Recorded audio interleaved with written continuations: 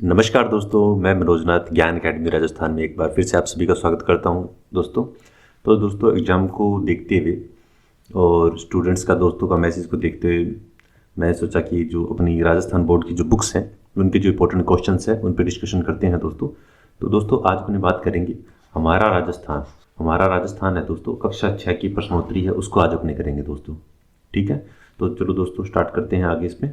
तो दोस्तों सबसे पहले स्टार्ट करते हैं, राजस्थान का परिचय है दोस्तों, उस पर बात करते हैं। राजस्थान की कुल स्थलीय सीमा की लंबाई कितनी है? तो दोस्तों सभी को पता है अपने को, ये हमारा प्यारा राजस्थान का मैप है दोस्तों। अब स्थलीय सीमा की बात की है, राजस्थान की कुल स्थलीय सीमा की पूरी की बात की है, तो पूरी की बात करते हैं तो कितनी आती है दोस्तों? बिल्कुल सही दोस्तों, 5,920 आता है। अगर अपने इधर इधर अंतर्राष्ट्रीय सीमा की बात करते हैं तो ये कितनी आती है दोस्तों? तो ये आ जाती है दोस्तों। इधर वाली बात करते हैं, यहाँ से लेके जो इधर इधर राज्यों के साथ में बात करते हैं वो कितनी आती है दोस्तों? 4850 आती है, आप सभी को पता ही है। तो ये दोस्तों अपना पहला हो गया। ठीक है, नेक्स्ट क्वेश्चन करते हैं। राजस्थान भारत के लगभग कितने प्रतिशत भूभाग पर फैला हुआ है? तो कितने भी भूभाग पर फैला हुआ है दोस्तों? बिल्कुल सही बता रहे दोस्तों, 10.41% भूभाग पे राजस्थान फैला हुआ है। और अगर बात करें मरुस्थल कितना है, सबसे ज़्यादा कितना है? 61.11% दोस्तों मरुस्थल है। नेक्स्ट क्वेश्चन करते हैं दोस्तों। रेड क्लिफ रेखा की लंबाई राजस्थान में कितने किलोमीटर है? तो कितने किलोमीटर है दोस्तों? बिल्कुल सही दोस्तों, रेड क्लिफ पता है ना अपने, ये राजस्थान का मैप है, गंगानगर से लेकर जो बाड़मेर तक चलती है, इसकी बात करें जो भी शुरुआत की थी। बिल्कुल सही दोस्तों, ये है अपनी 1070 किलोमीटर दोस्तों। नेक्स्ट क्वेश्चन करते हैं दोस्तों। भारत पाकिस्तान की मध्य स्थित अंतर्राष्ट्रीय रेखा का क्या नाम है दोस्तों? बिल्कुल सही दोस्तों, आप बिल्कुल सही बता रहे हो, ये है रेड क्लिफ रेखा। ऊपर बात की थी रेड क्लिफ रेखा की लंबाई की बात की थी, कितनी बात की थी? 1070 किलोमीटर की दोस्तों बात की थी। मैकमोहन रेखा किसके बीच में दोस्तों? बिल्कुल सही कहा दोस्तों, ये रेखा है अपने भारत और चीन के मध्य दोस्तों, ये रेखा है। कितनी किलोमीटर है दोस्तों? 890 किलोमीटर। ड्रूल रेखा किसकी है दोस्तों? बिल्कुल सही, भारत और अफगानिस्तान के बीच में है दोस्तों, ये बिल्कुल सही। ये उस वक्त जो थी दोस्तों, ये भारत और अफगानिस्तान के बीच में थी। अब उसके बाद में कितनी थी दोस्तों अगर बात करें तो दोस्तों ये करीबन आपके 2670 किलोमीटर लंबी थी दोस्तों, उस वक्त जब ये हुई थी। तो जब 2670 किलोमीटर दोस्तों थी तो उस वक्त पाकिस्तान था नहीं, तो अब बीच में पाकिस्तान आ गया, तो ये बाकी सारी रेखा है इधर से ली गई पाकिस्तान के बीच में। अब भारत के साथ करीबन 105 किलोमीटर के आसपास है, अफगानिस्तान की सीमा साझा करता है। ठीक है, और वो भी कौन सा? जो पाक अधिकृत कश्मीर बोलते हैं दोस्तों, उसके साथ साझा करता है।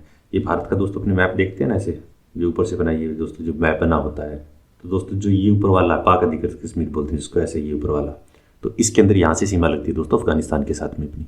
ठीक है दोस्तों, सबको पता है बहुत ईजी क्वेश्चन है ये, बट सभी के दोस्त यही कह रहे थे कि जो राजस्थान की जो बुक्स हैं, तो राजस्थान बोर्ड की बुक्स हैं उस पर क्वेश्चन किए जाए, तो उसके क्वेश्चन निकाले गए हैं दोस्तों आपके लिए। मैं तो उस चीज़ को दोस्तों अपने करते हैं। ठीक है, तो नेक्स्ट क्वेश्चन करते हैं दोस्तों। भारत में वर्तमान में कितने राज्य हैं? तो वर्तमान में कितने राज्य हैं दोस्तों? बिल्कुल सही बता रहे हो दोस्तों आप, वर्तमान में कितने राज्य हैं? तो वर्तमान में दोस्तों 28 राज्य हैं। पहले 29 राज्य थे दोस्तों अपने, जो कि अब कितने रह गए? 28 बन गए हैं दोस्तों। और अगर यूनियन टेरिटरी यूटी की बात करें, यूनियन टेरिटरी कितनी है दोस्तों? तो 8 यूनियन टेरिटरी हैं दोस्तों। नेक्स्ट क्वेश्चन करते हैं दोस्तों। क्षेत्रफल की दृष्टि से भारत का सबसे बड़ा राज्य कौन सा है? तो भारत का सबसे बड़ा राज्य कौन सा है दोस्तों? बिल्कुल सही बताया, कौन सा? राजस्थान है दोस्तों अपना। नेक्स्ट क्वेश्चन करते हैं दोस्तों। क्षेत्रफल की दृष्टि से दोस्तों क्वेश्चन है, क्षेत्रफल की दृष्टि से राजस्थान का सबसे बड़ा व छोटा जिला पूछा है। सबसे छोटा और बड़ा कौन सा है दोस्तों? बिल्कुल सही बता रहे दोस्तों आप, वो अपना जैसलमेर धौलपुर है। जैसलमेर का अगर क्षेत्रफल की बात करें दोस्तों कितना है इसका? बिल्कुल सही बताया दोस्तों, इसका है 38,401 किलोमीटर है। और धौलपुर की बात करें तो दोस्तों इसका कितना है? इसका 3,084 है।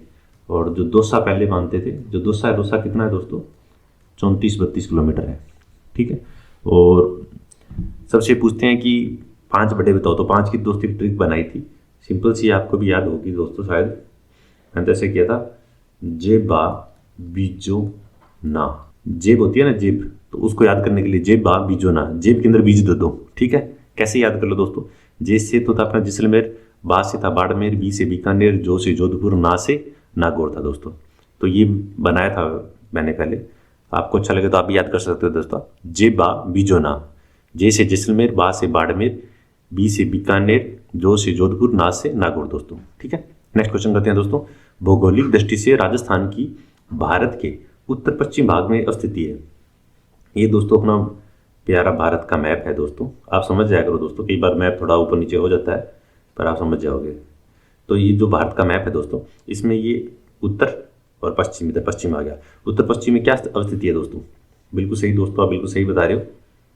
इसकी है 23 डिग्री 3 मिनट से लेके 30 डिग्री 12 उत्तरी अक्षांश व देशांतर। यानी आपको याद है ना दोस्तों, अक्षांश और देशांतर कौन सी होती है?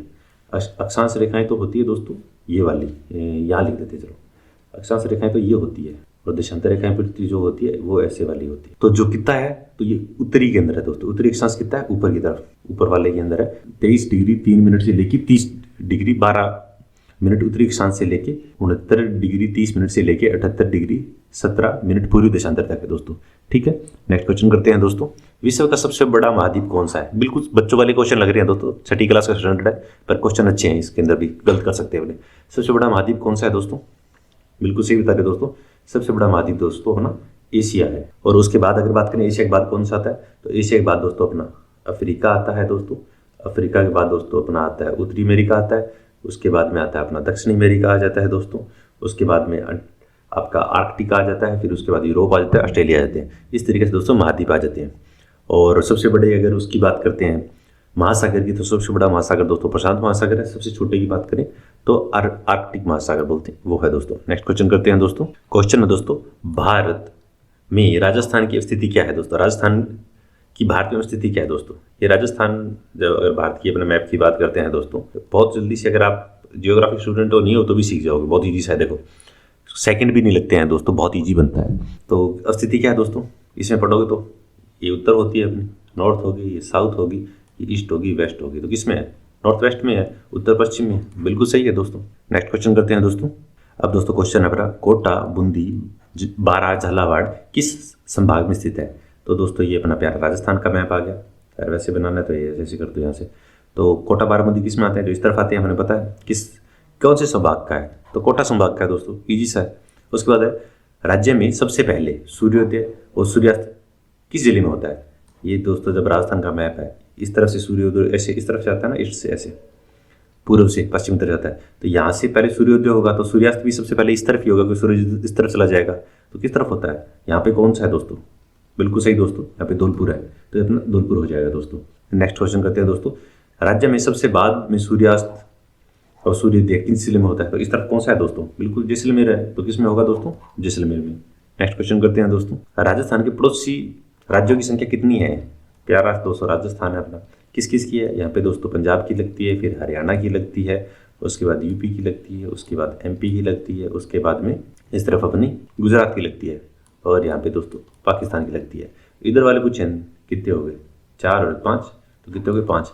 जब दोस्तों कई बार याद ना आए ना, मैप बना लिया करो, ईजी हो जाता है थोड़ा सा। मत्स्य जनपद दोस्तों, क्वेश्चन है मत्स्य जनपद की राजधानी थी, राजधानी कौन सी थी दोस्तों? बिल्कुल सही बता रहे हो दोस्तों, मत्स्य जनपद की राजधानी दोस्तों अपनी विराटनगर थी दोस्तों।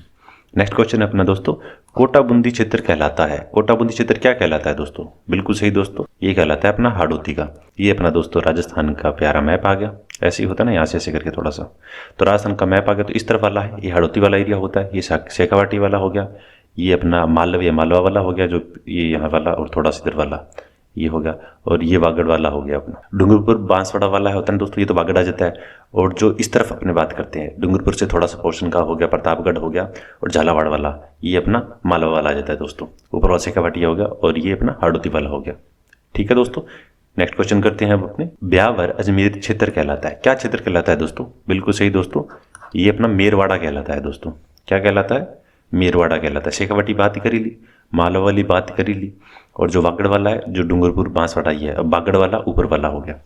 नेक्स्ट क्वेश्चन करते हैं दोस्तों। जयपुर व उसके आसपास के क्षेत्रों की भाषा कहलाती है, तो दोस्तों जो जयपुर है उसके आसपास में कौन सी भाषा बोली जाती है, यानी कौन सी बोली बोली जाती है? भाषा तो नहीं कहेंगे, बोली कहेंगे। तो कौन सी बोली बोली जाती थी दोस्तों, या बोली जाती है? बिल्कुल सही दोस्तों, ये ढूंढाड़ी बोली जाती है दोस्तों। हाड़ौती वाली एरिया में आ जाती है, वागड़ी वागड़ वाले में। ये क्वेश्चन दोस्तों इंपॉर्टेंट हो जाता है थोड़ा सा, है छोटी 6 क्लास राजस्थान बोर्ड की बात कर रहे हैं दोस्तों। छठी क्लास की बुक्स हैं, पर कुछ क्वेश्चन इंपॉर्टेंट हैं जो अपनी गलती कर सकते हैं। जैसे महाभारतकालीन 2 जनपद थे, कौन से 2 जनपद थे? बिल्कुल दोस्तों, ये अपने से मत्स्य और सीवी। मत्स्य भी याद होगा दोस्तों, ऊपर किया था अपनों ने, विराटनगर राजधानी वाला। ये सीवी जो अपना मेवाड़ वाला पोर्शन है वो हो जाएगा दोस्तों। नेक्स्ट क्वेश्चन है, प्राचीनतम ग्रंथ या प्रथम वेद माना जाता है, कौन सा माना जाता है दोस्तों? बिल्कुल सही कहा दोस्तों आपने, प्रथम कौन सा माना जाता है अपना ऋग्वेद माना जाता है दोस्तों। ऋग्वेद तो दोस्तों अपना ओल्ड है, सबसे पुराना है। और अगर सबसे न्यू की बात करें, न्यू कौन सा है, तो अथर्ववेद सबसे नया हो जाता है दोस्तों। नेक्स्ट क्वेश्चन करते हैं दोस्तों अब अपने शेखावाटी में सम्मिलित जिले हैं। तो शेखावाटी में दोस्तों कौन से जिले सम्मिलित हैं? बिल्कुल सही दोस्तों, सीकर, झुंझुनू और चुरू वाला एरिया पोर्शन बना होता है। ये दोस्तों अपना प्यारा राजस्थान का मैप है। जो ऊपर वाला पोर्शन यहाँ वाला होता है ये शेखावाटी आता है दोस्तों। इधर वाला अपना हाड़ौती वाला आ जाता है, ये वाला मालवा वाला आ जाता है, और ये कॉर्नर वाला अपना वागड़ प्रदेश आ जाता है दोस्तों। अब नेक्स्ट क्वेश्चन है दोस्तों, खानवा के युद्ध में राणा सांगा की ओर से बाबर के विरुद्ध लड़ते हुए कौन मारा गया था? तो कौन मारा गया था दोस्तों? बिल्कुल सही दोस्तों, हसन खान मेवाती थे, वो युद्ध में लड़ते हुए शहीद हुए थे, मारे गए थे दोस्तों। नेक्स्ट क्वेश्चन है, मालव देश के अंतर्गत कौन सा क्षेत्र आता है? तो मालव देश के अंदर कौन सा आता है दोस्तों? इन ऑप्शन के अकॉर्डिंग टोंक, प्रतापगढ़, झालावाड़, ये वाला पोर्शन है, ये मालव देश के अंदर आता है दोस्तों। नेक्स्ट क्वेश्चन करते हैं दोस्तों, सीवी जनपद की राजधानी थी।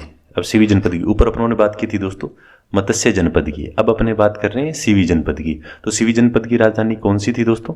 बिल्कुल सही दोस्तों कहा, मध्यमिका। सीवी जिसको अपने मेवाड़ बोलते हैं, सीवी बोल दो, मेदपाट बोल दो, जो अपने मेवाड़ की बात करें तो सीवी जनपद की राजधानी दोस्तों मध्यमिका होगी। नेक्स्ट क्वेश्चन करते हैं दोस्तों, बयाना प्रशस्ति में किस राजवंश का वर्णन मिलता है? तो दोस्तों किस राजवंश का वर्णन मिलता है दोस्तों? बिल्कुल सही का, सूरसेन वंश का वर्णन मिलता है दोस्तों। नेक्स्ट क्वेश्चन करते हैं, मत्स्य जनपद का उल्लेख किस वेद में मिलता है? तो मत्स्य का किस में मिलेगा? अभी अपनों बात की थी दोस्तों, महाभारत कालीन दो अपनों ने बात की थी, दो स्थल थे, एक तो था अपना मत्स्य वाला और एक सीवी। तो सबसे पुराने में मिलेंगे क्योंकि महाभारत की बात हो रही है तो बहुत पुराना था, तो किस में मिलेगा? ऋग्वेद में दोस्तों, बिल्कुल सही कहा आपने। नेक्स्ट क्वेश्चन दोस्तों, प्राचीन समय में गुहिल सिसोदिया वंश का राज्य था, कौन सा रहा था दोस्तों? बिल्कुल सही दोस्तों, जिसको सीवी बोलते हैं, अपने गुहिल वाला बात की थी मेघपाट, तो वो दोस्तों मेवाड़ वाला था। नेक्स्ट क्वेश्चन करते हैं दोस्तों, अब अपने 34 शताब्दी पूर्व यूनानी लेखक ने सिकंदर के समय किस जनपद का उल्लेख किया था दोस्तों? किस जनपद का उल्लेख किया था दोस्तों? बिल्कुल सही बता रहे हो दोस्तों, उस वक्त किया था सूरसेन का। क्वेश्चन आ जाएगा, देखो बिल्कुल छोटी क्लास का क्वेश्चन है दोस्तों, कि सिकंदर के समय यूनानी लेखक ने कौन से जनपद का उल्लेख किया था? तो अपने दिमाग में नहीं होगा बिल्कुल, पर ये किसका था? सूरसेन का था। बिल्कुल छोटा सा क्वेश्चन है दोस्तों, देखो दोस्तों पर इंपॉर्टेंट है। नेक्स्ट क्वेश्चन करते हैं दोस्तों, वंश भास्कर। दोस्तों क्वेश्चन है, वंश भास्कर नामक पुस्तक के लेखक कौन है? तो वंश भास्कर पुस्तक के लेखक कौन है दोस्तों? बिल्कुल सही बता रहे हो आप दोस्तों, वंश भास्कर के लेखक अपने हैं सूर्यमल मिशन। इसको कहीं मिश्रण भी लिखा होता है पर मिशन है दोस्तों, तो सूर्यमल मिशन है दोस्तों इनका।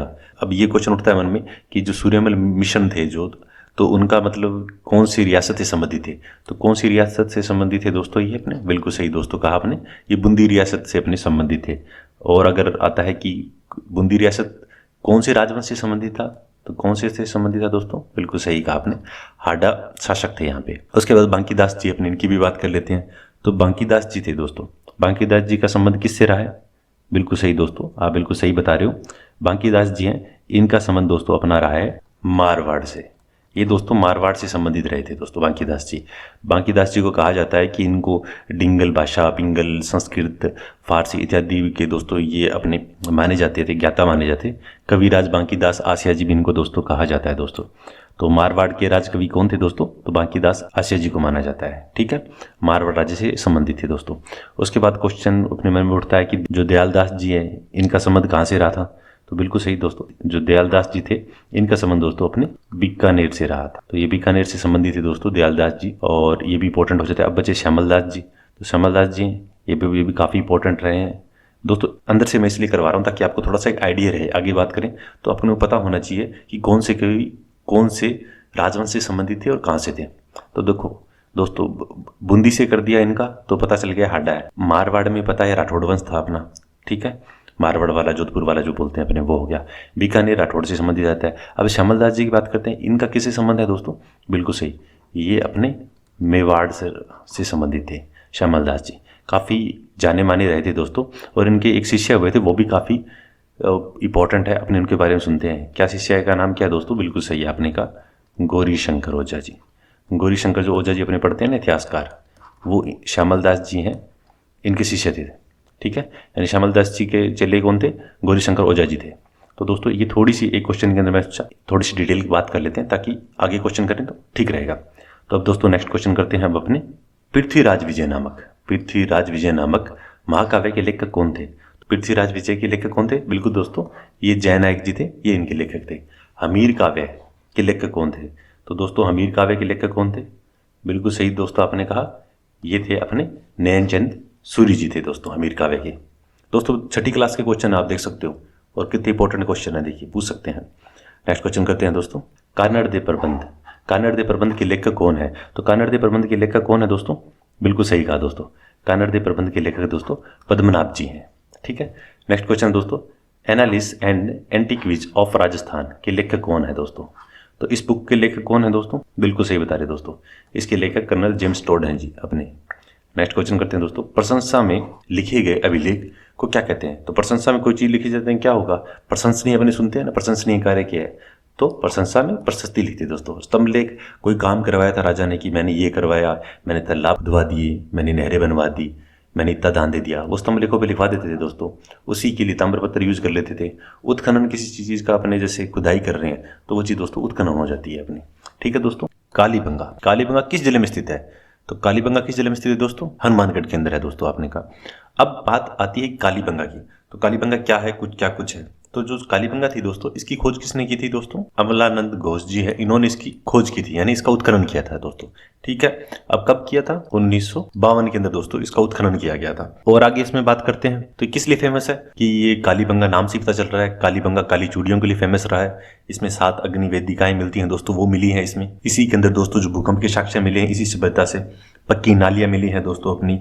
और सबसे बड़ी बात है, जो अपनी गेट बोलते हैं यानी किवाड़ जो है, उस पे दोस्तों छेद मिला है। और जो मुद्रा है, मुद्रा पे व्याघ्र का साइन मिला है दोस्तों। और साथ ही जो शल्य चिकित्सा के जो अपने अवशेष हैं वो भी इसी सभ्यता से प्राप्त हुए। तो ये दोस्तों काफी इंपॉर्टेंट सभ्यता हो जाती है अपनी। अब दोस्तों नेक्स्ट क्वेश्चन करते हैं अपने, अशोक का भाब्रू शिलालेख। दोस्तों अशोक का भाब्रू शिलालेख कहां से प्राप्त हुआ था? तो दोस्तों कहां से प्राप्त हुआ है? बिल्कुल सही दोस्तों, ये प्राप्त हुआ है अपना बेराट से। अब बेराट से तो प्राप्त हुआ है। अब इसमें जब बेराट से हो गया, बेराट कहां पर है स्थित है?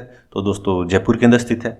अब ये भी आता है कि और क्या क्या चीजें मिली थी। तो जो बेराट बोलते हैं इसी को दोस्तों पहले विराट नगर बोलते थे। और यहाँ से 2 अपने शिलालेख प्राप्त हुए थे। एक तो भाब्रू का शिलालेख प्राप्त हुआ था, एक बेराट का शिलालेख प्राप्त हुआ था। और किससे संबंधित है दोस्तों? ये अपने बौद्ध धर्म से संबंधित है दोस्तों। अब जो भाब्रू शिलालेख था दोस्तों, इसको 1840 के अंदर दोस्तों कौन? कैप्टन बर्ट, ये दोस्तों इसको काट के ले गए थे। कहां ले गया था? कलकत्ता। कलकत्ता जाके इसने दोस्तों इसको स्थापित कर दिया था। और इस सभ्यता की जो बात करते हैं कि किसने खोज की, तो इसकी खोज दोस्तों अपने की थी दयाराम साहनी जी ने खोज की थी दोस्तों। कब की थी? 1936-37 के अंदर दोस्तों इसकी खोज की थी दयाराम साहनी जी ने। उसके बाद में दोबारा खोज की गई थी दोस्तों 1962-63 के अंदर, जो अपने नीलरतन बनर्जी थे और कैलाशनाथ दीक्षित जी, इनके द्वारा दोस्तों आगे इसकी खोज की गई थी। और ये शैल चित्रों के लिए दोस्तों अपना प्रसिद्ध है। तो ये काफी इंपॉर्टेंट हो जाता है दोस्तों। नेक्स्ट क्वेश्चन है, नास्तो व पक्षी किस सभ्यता से मिला है? दोस्तों किस सभ्यता से मिला है? ये भी दोस्तों अपना बेराट सभ्यता से मिला है। नेक्स्ट क्वेश्चन करते हैं दोस्तों, बिज्जक की पहाड़ी और भीम डूंगरी। बिज्जक की पहाड़ी भीम डूंगरी का किस सभ्यता से संबंध है दोस्तों? बिल्कुल सही है दोस्तों, इसका संबंध अपना रहा है बेराट से। बेराट सभ्यता जो अपने बात की थी दयाराम साहनी जी के द्वारा जिसका उत्खनन किया गया था, वही सभ्यता दोस्तों। और उसके बाद है नेक्स्ट क्वेश्चन अपना, किस सभ्यता से हाथ से बने हुए वस्त्र प्राप्त हुए? तो हाथ से बने वस्त्र दोस्तों किस सभ्यता से प्राप्त हुए? ये प्राप्त हुए दोस्तों अपने बेराट सभ्यता से और बालाथल, इन दोनों से दोस्तों ये वस्त्र प्राप्त हुए हैं अपने।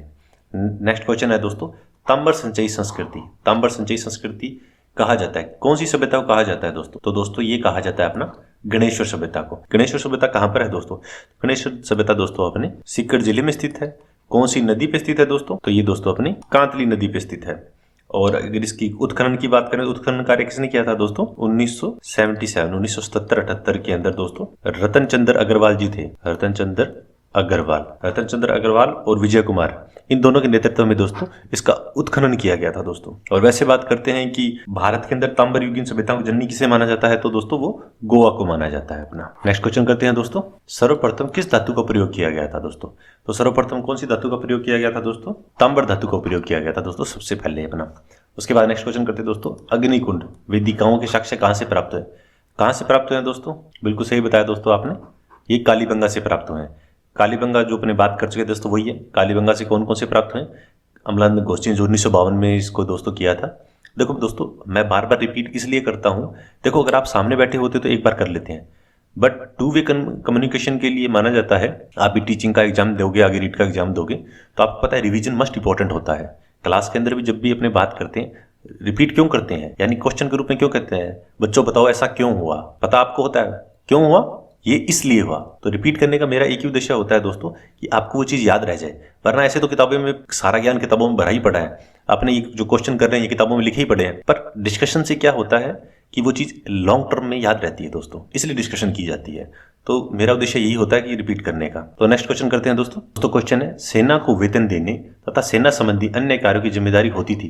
तो किसकी जिम्मेदारी होती थी दोस्तों इसमें? बिल्कुल सही दोस्तों, वो जिम्मेदारी अपनी पक्षी होता था, उसकी जिम्मेदारी रहती थी दोस्तों। ठीक है, खजांची की जो पैसा होता था उसकी रहती, प्रधान होता था जो मुखिया होता था गाँव का, उस टाइप से प्रधान होता था। राजा तो सर्वे सर्वा होता ही था दोस्तों। जैसे कि भारत में बात करें तो भारत का राजा कौन है? आज बात करें, राजा है नहीं, पर सारी पावर किसके हाथ में? तो पीएम के हाथ में होती है। एक राज्य की बात करें तो उसकी पावर किसके हाथ में होती है? तो वो सीएम के हाथ में होती है, यानी मुख्यमंत्री के हाथ। तो वैसे ही दोस्तों नेक्स्ट क्वेश्चन है दोस्तों, राजस्थान के प्रथम निर्वाचित मुख्यमंत्री थे। तो दोस्तों कौन थे अपने? बिल्कुल सही दोस्तों, आपने बिल्कुल सही बताया, टीकाराम पालीवाल जी थे। ये दोस्तों प्रथम निर्वाचित मुख्यमंत्री थे दोस्तों। भारत का प्रथम वायसराय कौन था?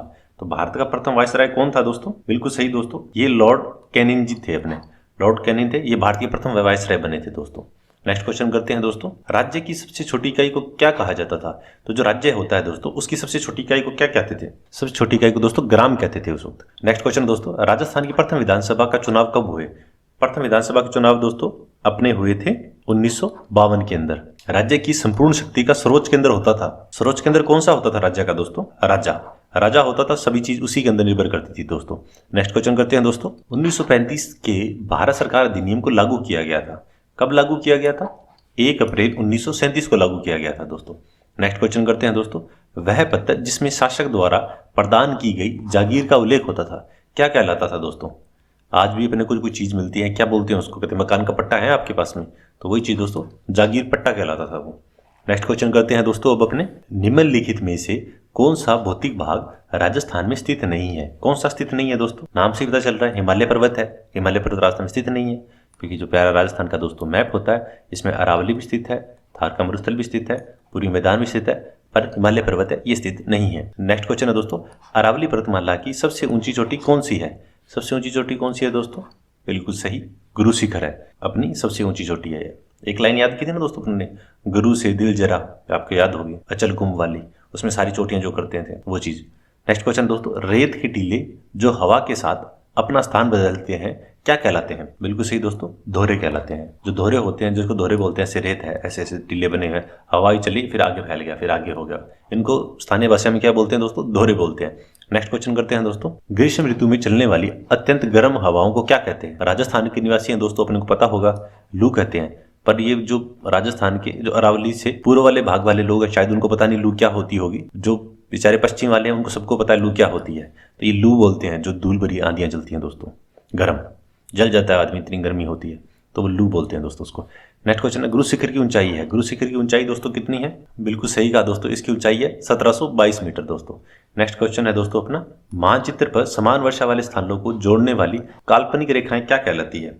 तो काल्पनिक रेखाएं दोस्तों क्या कहलाती है अपनी? समान वर्षा, समवर्षा रेखा। समान वर्षा वाली बात करें समवर्षा रेखा होगी, समान ताप की बात करें तो समताप रेखाएं हो जाएगी, अक्षांश वाली अक्षांश रेखाएं हो जाती है, दाब वाली समदाब वाली हो जाती है। तो समान वर्षा वाली पूछा है काल्पनिक रेखा, तो समवर्षा रेखा कहलाती है दोस्तों। निम्नलिखित में से कौन सा भौतिक भाग राजस्थान में स्थित नहीं है? कौन सा स्थित नहीं है दोस्तों? नाम से पता चल रहा है, हिमालय पर्वत है। हिमालय पर्वत राजस्थान में स्थित नहीं है, क्योंकि जो प्यारा राजस्थान का दोस्तों मैप होता है इसमें अरावली भी स्थित है, थार का मरुस्थल भी स्थित है, पूरी मैदान भी स्थित है, पर हिमालय पर्वत है ये स्थित नहीं है।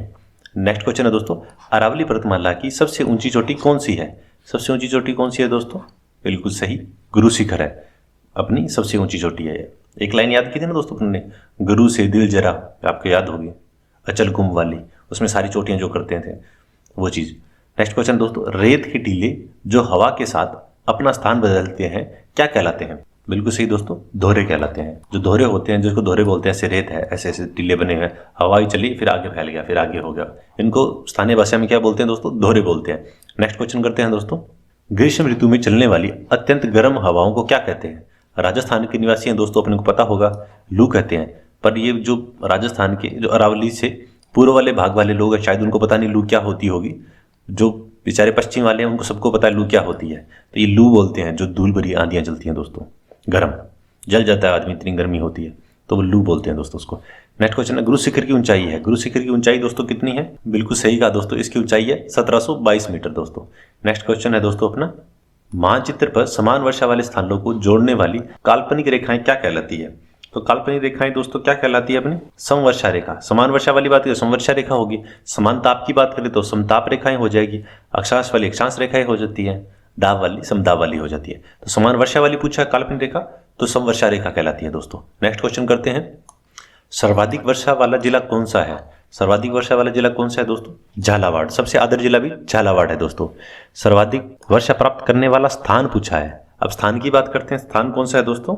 स्थान अपना है माउंट आबू। जिला पूछे तो झालावाड़ होगा दोस्तों, स्थान पूछे तो माउंट आबू होगा। छप्पन का मैदान कहाँ स्थित है दोस्तों? क्वेश्चन है तो छप्पन का मैदान कहाँ स्थित है दोस्तों? बिल्कुल सही, अपना प्रतापगढ़ लगता है, प्रतापगढ़ बांसवाड़ा वाला एरिया है दोस्तों। इसको अपने छप्पन का मैदान बोलते हैं। जो माही ऐसे गुजरती है ना, जो अपने यहाँ से बांसवाड़ा फिर प्रतापगढ़ फिर डूंगरपुर में जाती है, डूंगरपुर बनेश्वर धाम बनाते हैं, तो जो ऊपर वाला एरिया है ये बांसवाड़ा और प्रतापगढ़ वाला, इसको छप्पन का मैदान बोलते हैं दोस्तों। नेक्स्ट क्वेश्चन करते हैं दोस्तों, मेसा का पठार कहाँ स्थित है? तो मेसा का पठार दोस्तों चित्तौड़गढ़ में स्थित है, जिसपे अपना चित्तौड़ का किला बना हुआ दोस्तों, मेसा का पठार। नेक्स्ट क्वेश्चन करते हैं दोस्तों, बनास किस नदी की सहायक नदी है? तो बनास किसकी सहायक नदी है दोस्तों? बिल्कुल सही दोस्तों, ये अपनी चंबल नदी है, उसकी सहायक नदी है। नेक्स्ट क्वेश्चन करते हैं दोस्तों, माही बचाव सागर परियोजना कहाँ विकसित की गई है? तो कहाँ विकसित की गई है दोस्तों? ये की गई है बांसवाड़ा के अंदर। नेक्स्ट क्वेश्चन दोस्तों, पश्चिमी राजस्थान में जल संरक्षण के लिए घर में बनाए गए कुएंनुमा संरचना कहलाती है। तो कुएंनुमा संरचना बना के दोस्तों जल को इकट्ठा किया जाता था, बचाया जाता था, और आज भी बचाया जा रहा है काफी जगह। उसको क्या कहते हैं दोस्तों? उसको टांका कहते हैं दोस्तों। नेक्स्ट क्वेश्चन करते हैं दोस्तों, अर्जुन की गंगा किस नदी को कहा जाता है? तो अर्जुन की गंगा किस नदी को कहा जाता है दोस्तों? बाण गंगा को कहा जाता है। इसी नदी को क्या कहा जाता है दोस्तों? रुंडित नदी कहा जाता है। कहां से उद्गम होता है दोस्तों? पेराट की पहाड़ी जयपुर से इसका उद्गम होता है दोस्तों। नेक्स्ट क्वेश्चन है, घना पक्षी राष्ट्रीय उद्यान राजस्थान के किस जिले में है? तो घना पक्षी राष्ट्रीय उद्यान किस जिले में है दोस्तों? ये अपना भरतपुर में स्थित है दोस्तों। और कब बना था दोस्तों? तो दोस्तों जो इसकी बात करते हैं, प्रोटेक्टेड सेंचुरी तो बना था दोस्तों ये अपना 1971 के अंदर बना था दोस्तों। और नेशनल पार्क कब बना था? राष्ट्रीय उद्यान कब बना था दोस्तों? 10 मार्च 1982 को। उसके अलावा इसका कहाँ उल्लेख मिलता है दोस्तों? बाबरनामा में भी इस एरिया का उल्लेख मिलता है दोस्तों, कि यहाँ पे ये पक्षी वगैरह आते हैं, इसका उल्लेख बाबरनामा में मिलता है दोस्तों। नेक्स्ट क्वेश्चन करते हैं, निम्न में से खारे पानी की झील नहीं है। तो खारे पानी की झील दोस्तों इनमें से कौन सी नहीं है? देखो दोस्तों बीच में टाइम मैं इसलिए देता हूं ताकि आप भी उस क्वेश्चन को थोड़ा पहले मेरे साथ में कर पाएं, इसलिए थोड़ा सा टाइम देते हैं बीच के अंदर दोस्तों। तो कौन सी है दोस्तों? बिल्कुल सही दोस्तों, बचा पिछोला। पिछोला जो है ये अपनी खारे पानी की झील नहीं, बाकी लूणकर पंचपदरा सांबर है, ये खारे पानी की है दोस्तों। निम्न में से खारे पानी की झील है, खारे पानी की झील कौन सी है दोस्तों? बिल्कुल सही दोस्तों, पंचपदरा। पुष्कर है ये मीठे की है, पिछोला मीठे की है, गढ़सीसर है ये भी मीठे पानी की है दोस्तों। राज्य की सबसे ऊंचाई पर स्थित प्राकृतिक झील कौन सी है? कौन सी झील है दोस्तों? नक्की झील है अपनी। नेक्स्ट क्वेश्चन है दोस्तों, झीलों की नगरी कहा जाता है, किसको कहा जाता है दोस्तों? झीलों की नगरी कहा जाता है अपने उदयपुर को। मानसी वाक्ल परियोजना किस जिले से संबंधित है दोस्तों, यानी किस जिले में स्थित है? तो दोस्तों ये अपनी स्थित है उदयपुर के अंदर। नेक्स्ट क्वेश्चन करते हैं दोस्तों। अब दोस्तों क्वेश्चन अपना, रबी की प्रमुख फसल कौन सी है? तो रबी की प्रमुख फसल कौन सी है दोस्तों? बिल्कुल सही बता रहे हो दोस्तों आप, ये फसल अपनी गेहूं की है। 3 प्रकार की फसलें होती है, एक दोस्तों रबी की फसल होती है, एक जायद की फसल होती है, एक खरीफ की फसल होती है दोस्तों। तो रबी की प्रमुख फसल कौन सी है दोस्तों? गेहूं है। और खरीफ की बात करें तो प्रमुख फसल कौन सी है? चावल है दोस्तों। ठीक है, नेक्स्ट क्वेश्चन करते हैं, मरुस्थलीय राजस्थान में सर्वाधिक बोए जाने वाला खदान कौन सा है? तो मरुस्थलीय भूमि की बात हो रही है, तो सर्वाधिक खदान कौन सा उत्पन्न होगा दोस्तों? बाजरा उत्पन्न होगा दोस्तों। नेक्स्ट क्वेश्चन है दोस्तों, देश के माल को बाहर भेजना क्या कहलाता है? देखो बिल्कुल दोस्तों 6ठी क्लास के क्वेश्चन है, तो बिल्कुल सिंपल से क्वेश्चन होंगे कुछ तो बिल्कुल ही। तो देश के माल को बाहर भेजना क्या कहलाता है दोस्तों? क्या कहलाता है? निर्यात कहलाता है। निर्यात मतलब एक्सपोर्ट कहलाता है। इंपोर्ट करते हैं उसको आयात कहते हैं दोस्तों। खनन जो कुछ चीजें निकालते हैं वो खनन होता है। रोजगार एम्प्लॉयमेंट है जिसके लिए अपन तैयारी कर रहे हैं, तो वो रोजगार हो गया। नेक्स्ट क्वेश्चन करते हैं दोस्तों, अतिवृष्टि का अर्थ है, अतिवृष्टि का क्या अर्थ है? अतिवृष्टि का अर्थ है बिल्कुल सही दोस्तों, अत्यधिक वर्षा। सामान्य वर्षा सामान्य होती है, सूखा जब वर्षा नहीं होती है तो सूखा पड़ जाता है, बहुत कम वर्षा नॉर्मल वर्षा होती है, वो चीज़ है। खरबूज, तरबूज, ककड़ी किस प्रकार की फसलें हैं? अभी दोस्तों मैंने बात की 3 प्रकार की फसलें होती हैं, तो किस प्रकार की है दोस्तों? ये जायद फसलें हैं दोस्तों। सबसे पहले जैसे सर्दियों के मौसम होता है, जैसे अब का चल रहा है, ये रबी की फसलें होती हैं। ठीक है, और इसके बाद में कौन सा मौसम आएगा? वो जायद का आएगा। और जायद के बाद कौन सा आएगा? वो खरीफ का आएगा दोस्तों। खरीफ की प्रमुख फसल दोस्तों चावल होती है, रबी की प्रमुख फसल दोस्तों गेहूं होती है, और जायद में ये अपने तरबूज ककड़ी आते हैं वो होते हैं दोस्तों। नेक्स्ट क्वेश्चन है दोस्तों, पोल्ट्री फार्मिंग है। पोल्ट्री फार्मिंग क्या होती है दोस्तों? मुर्गी पालन। कई बार गलत हो जाते हैं, मछली भी कर सकते हैं कई बार, पर पोल्ट्री फार्मिंग दोस्तों आपका मुर्गी पालन होता है। नेक्स्ट क्वेश्चन करते हैं दोस्तों। क्वेश्चन है दोस्तों अपना, पशुपालन में राज्य का देश में कौन सा स्थान है? तो पशुपालन राज्य में दोस्तों कौन सा स्थान है? दूसरा स्थान है दोस्तों। राजस्थान में सर्वाधिक सिंचाई होती है। सर्वाधिक सिंचाई दोस्तों किससे होती है? सर्वाधिक सिंचाई दोस्तों होती है कुएं व ट्यूबवेल से। सर्वाधिक सिंचाई कुएं व ट्यूबवेल से होती है दोस्तों।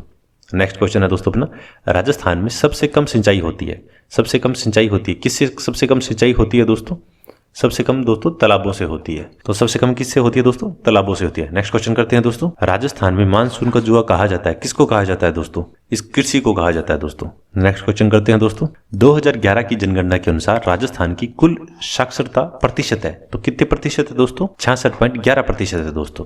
नेक्स्ट क्वेश्चन है दोस्तों, 108 निःशुल्क आपातकालीन सेवाएं किससे संबंधित होती है? कहते हैं 108 पे कॉल कर दो। सिंपल सा है, किससे होती है? स्वास्थ्य सेवाओं से रिलेटेड है दोस्तों। 2011 की जनगणना के आधार पर दोस्तों राजस्थान में महिला साक्षरता कितनी है?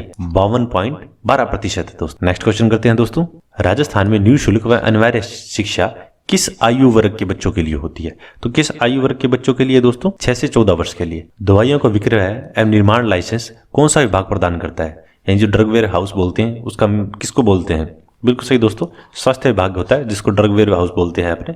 औषधि नियंत्रण संगठन होता है, उसके द्वारा प्रदान किया जाता है दोस्तों। नेक्स्ट क्वेश्चन है, बैंक एक ऐसी संस्था है जो कि डैश डैश डैश का व्यवसाय करती है। किसका व्यवसाय करती है? वो दोस्तों मुद्रा का व्यवसाय करते हैं। पैसे ही तो देते हैं बैंक, और क्या करते हैं? तो इसलिए मुद्रा का व्यवसाय करते हैं। नेक्स्ट क्वेश्चन करते हैं दोस्तों, राजस्थान राज्य परिवहन निगम जो अपनी रोडवेज बसें चलती हैं दोस्तों, ये उसकी बात हो रही है।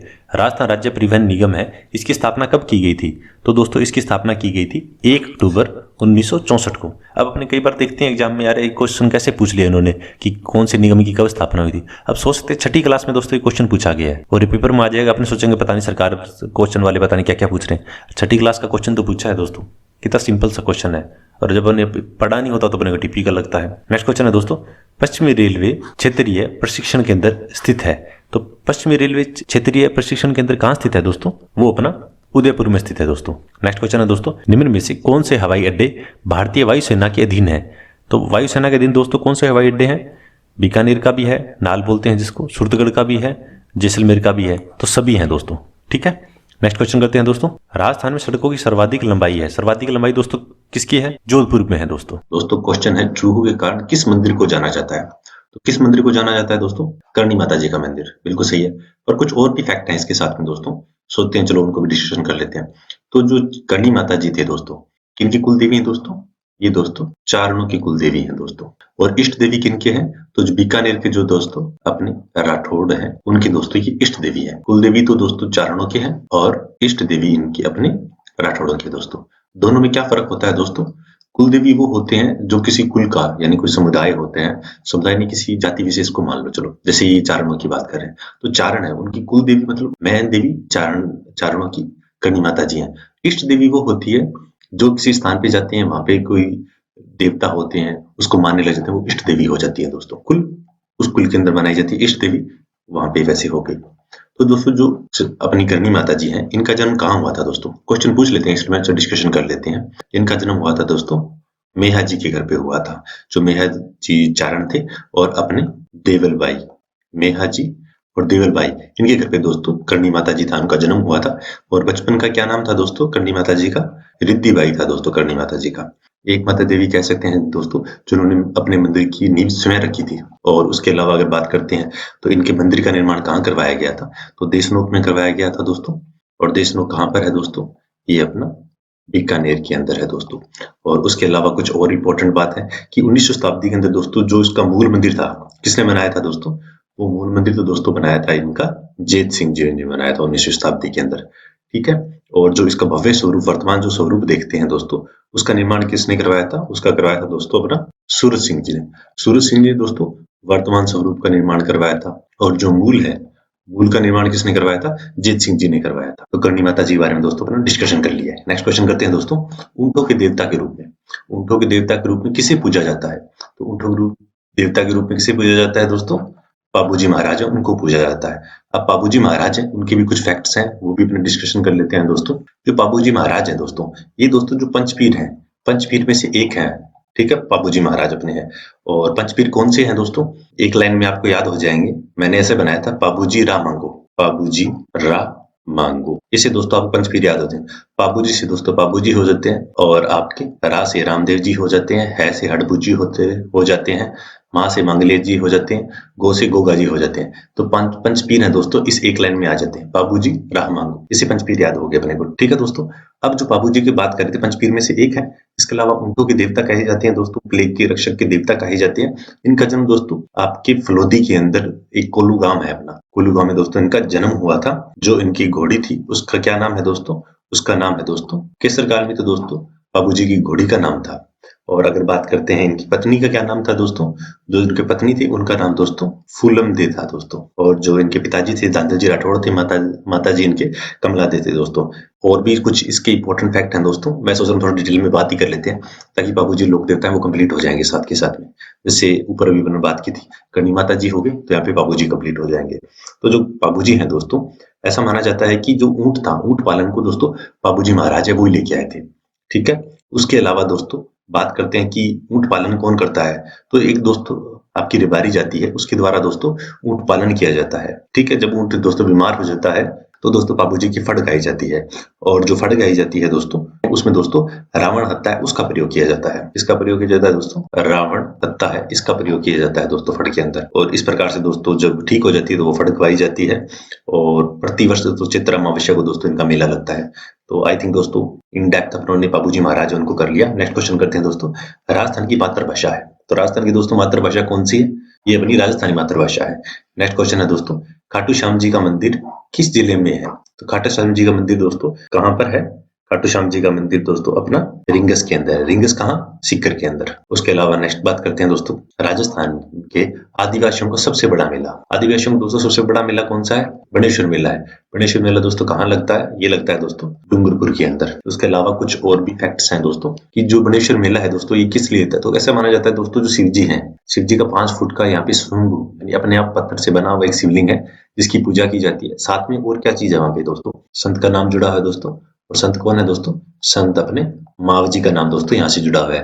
और ऐसा माना जाता है कि उन्हीं की याद के अंदर दोस्तों यहाँ पे मेला लगता है। कब मेला लगता है? माघ पूर्णिमा को। माघ पूर्णिमा को दोस्तों बड़वेश्वर में मेला लगता है। और कहाँ पे बना हुआ है दोस्तों? तो ये दोस्तों अपना सोमवाही जाखा में तीनों के दोस्तों संगम पे बना हुआ है। इस प्रकार से दोस्तों ये अपना क्वेश्चन कंप्लीट हो गया। नेक्स्ट क्वेश्चन है दोस्तों, सातोड़ी तीज कब बनाई जाती है? भादो कृष्ण पक्ष तृतीया को, यानी भादवे की जो कृष्ण पक्ष काले गोरे पर ने वीडियो किया हुआ आपको याद होगा दोस्तों, तो कृष्ण पक्ष की दोस्तों तृतीया को मनाया जाता है। नेक्स्ट क्वेश्चन करते हैं दोस्तों, 1585 ईस्वी में फतेहपुर सीकरी में अकबर से किस संत ने भेंट की? क्वेश्चन आ जाएगा राजस्थान के कौन से संत थे जिन्होंने अकबर से भेंट की थी? तो कहाँ भेंट की थी? फतेहपुर सीकरी में की थी। कब की थी? 1585 में की थी। किन्होंने की थी? तो दोस्तों दादू दयाल जी ने की थी। दादू संप्रदाय दोस्तों काफी इंपॉर्टेंट है, एग्जाम में क्वेश्चन पूछ लेते हैं। तो दादू संप्रदाय की प्रधान पीठ कहाँ पे बनी है दोस्तों? तो वो बनी है दोस्तों नरेना के अंदर। नरेना बोल सकते हैं, नारायणा गांव बोल सकते हैं। प्रधान पीठ किसकी है दोस्तों? दादू संप्रदाय की प्रधान पीठ है दोस्तों। और इसके सत्संग स्थल है दोस्तों, सत्संग होती है वो स्थल क्या कहलाते हैं दोस्तों? वो कहलाते हैं अलख दरीबा कहलाते हैं दोस्तों। अलख दरीबा किस संप्रदाय से जुड़े हुए हैं? तो आ जाएगा दादू दयाल संप्रदाय से जुड़े हैं दोस्तों। उसके अलावा दोस्तों इनका संप्रदाय है वो अलग अलग विभक्त हुआ है। उनकी शाखाएं दोस्तों खालसा शाखा होगी, खाकी शाखा होगी, नागा शाखा होगी, विरक्त शाखा होगी। उसके अलावा उत्तरादेह और निहंग हो गया। इस प्रकार से दोस्तों इनका जो संप्रदाय है काफी बाद में विभक्त हो गया था दादू दयाल जी के बाद में, शरीर छोड़ने के बाद के अंदर। और इस तरह से दोस्तों दादू दयाल जी हैं ये काफी इंपॉर्टेंट है दोस्तों। ठीक है, दादू संप्रदाय जिसको बोलते हैं। उसके बाद दोस्तों नेक्स्ट क्वेश्चन अपना है, विश्नोई संप्रदाय के प्रवर्तक कौन थे? विश्नोई संप्रदाय के प्रवर्तक कौन थे दोस्तों? जाम्बू जी। तो जाम्बू जी थे दोस्तों वो विश्नोई संप्रदाय के दोस्तों आपके संस्थापक माने जाते हैं, प्रवर्तक माने जाते हैं। विश्नोई संप्रदाय के नाम लेते ही अपने को दिमाग में आता है 29 नियम। 29 नियम किससे संबंधित है? तो वो दोस्तों विश्नोई संप्रदाय से संबंधित है। कब स्थापना की गई थी विश्नोई संप्रदाय की दोस्तों? 1485 ईस्वी के अंदर दोस्तों इसकी स्थापना की गई थी। उसके अलावा इनके 2-3 ग्रंथ हैं दोस्तों, विश्नोई संप्रदाय हैं उनके अपने। एक अपने दोस्तों जम संहिता हो गई, एक जाम सागर हो गया। जो जाम सागर है दोस्तों ये इंपॉर्टेंट है। क्यों इंपॉर्टेंट है? क्योंकि जो जाम सागर है इनका जो दोस्तों ग्रंथ है अपना विश्नोई संप्रदाय का, इसके अंदर दोस्तों जो 120 शब्द दिए हुए हैं और जो 29 नियम अपने जानते हैं विश्नोई संप्रदाय के, वो 29 नियम दोस्तों इस जाम सागर के अंदर ही दिए गए हैं। और प्रधान पीठ कहाँ है दोस्तों? वो इनकी मुकाम के अंदर है। मुकाम इनकी प्रधान पीठ है दोस्तों। इस प्रकार से दोस्तों अपनों ने ये आई थिंक छोटा सा क्वेश्चन था, इसके अंदर थोड़ी सी बात कर ली। नेक्स्ट क्वेश्चन है दोस्तों, किस संत का संबंध कतरियासर बीकानेर से है? तो कतरियासर से किसका संबंध है दोस्तों? बिल्कुल सही, जसनाथ जी इनका संबंध है। जहाँ विष्णुई संप्रदाय में दोस्तों अपने 29 नियम है, वहीं जसनाथ संप्रदाय में कितने नियम होते हैं दोस्तों? 36 नियम होते हैं। और इनकी प्रधान पीठ कौन सी है? क्षत्रिय सर है। और जो जसनाथ जी थे इन्होंने कहाँ तपस्या की थी दोस्तों? इन्होंने तपस्या की थी अपना गोरख माल्य। गोरख माल्य दोस्तों स्थान है, वहां पर जसनाथ जी थे, उन्होंने तपस्या की थी। और इसके अलावा इनके 2 ग्रंथ हैं, वो भी आ जाते हैं दोस्तों एग्जाम में। एक तो इनका है शंभुदड़ा दोस्तों, एक ग्रंथ है इनका। इसके अलावा एक कोडा कोडा बोलते हैं, ये इनके ग्रंथ है। ये दो तो दोस्तों जसनाथ जी हैं इस संप्रदाय से। इसके 2 ग्रंथ है दोस्तों। ये अपने गले के अंदर दोस्तों काली ऊन का धागा बांधते हैं, यानी ऊन धागे किससे संबंध है? काले ऊन धागे कौन बांधते हैं? वो दोस्तों जसनाथ जी संप्रदाय के लोग हैं, वो बांधते हैं दोस्तों। इस प्रकार से दोस्तों ये इंपॉर्टेंट क्वेश्चन है, अपन इसमें थोड़ा डिस्कशन कर लिया। साथ में 2-3 नाम है दोस्तों और स्थल है जो किसी संबंधित है। एक तो दोस्तों आपका बमलू, एक आपका लिखमानसर, बमलू, लिखमानसर और पांचल, ये किससे संबंधित स्थल है दोस्तों?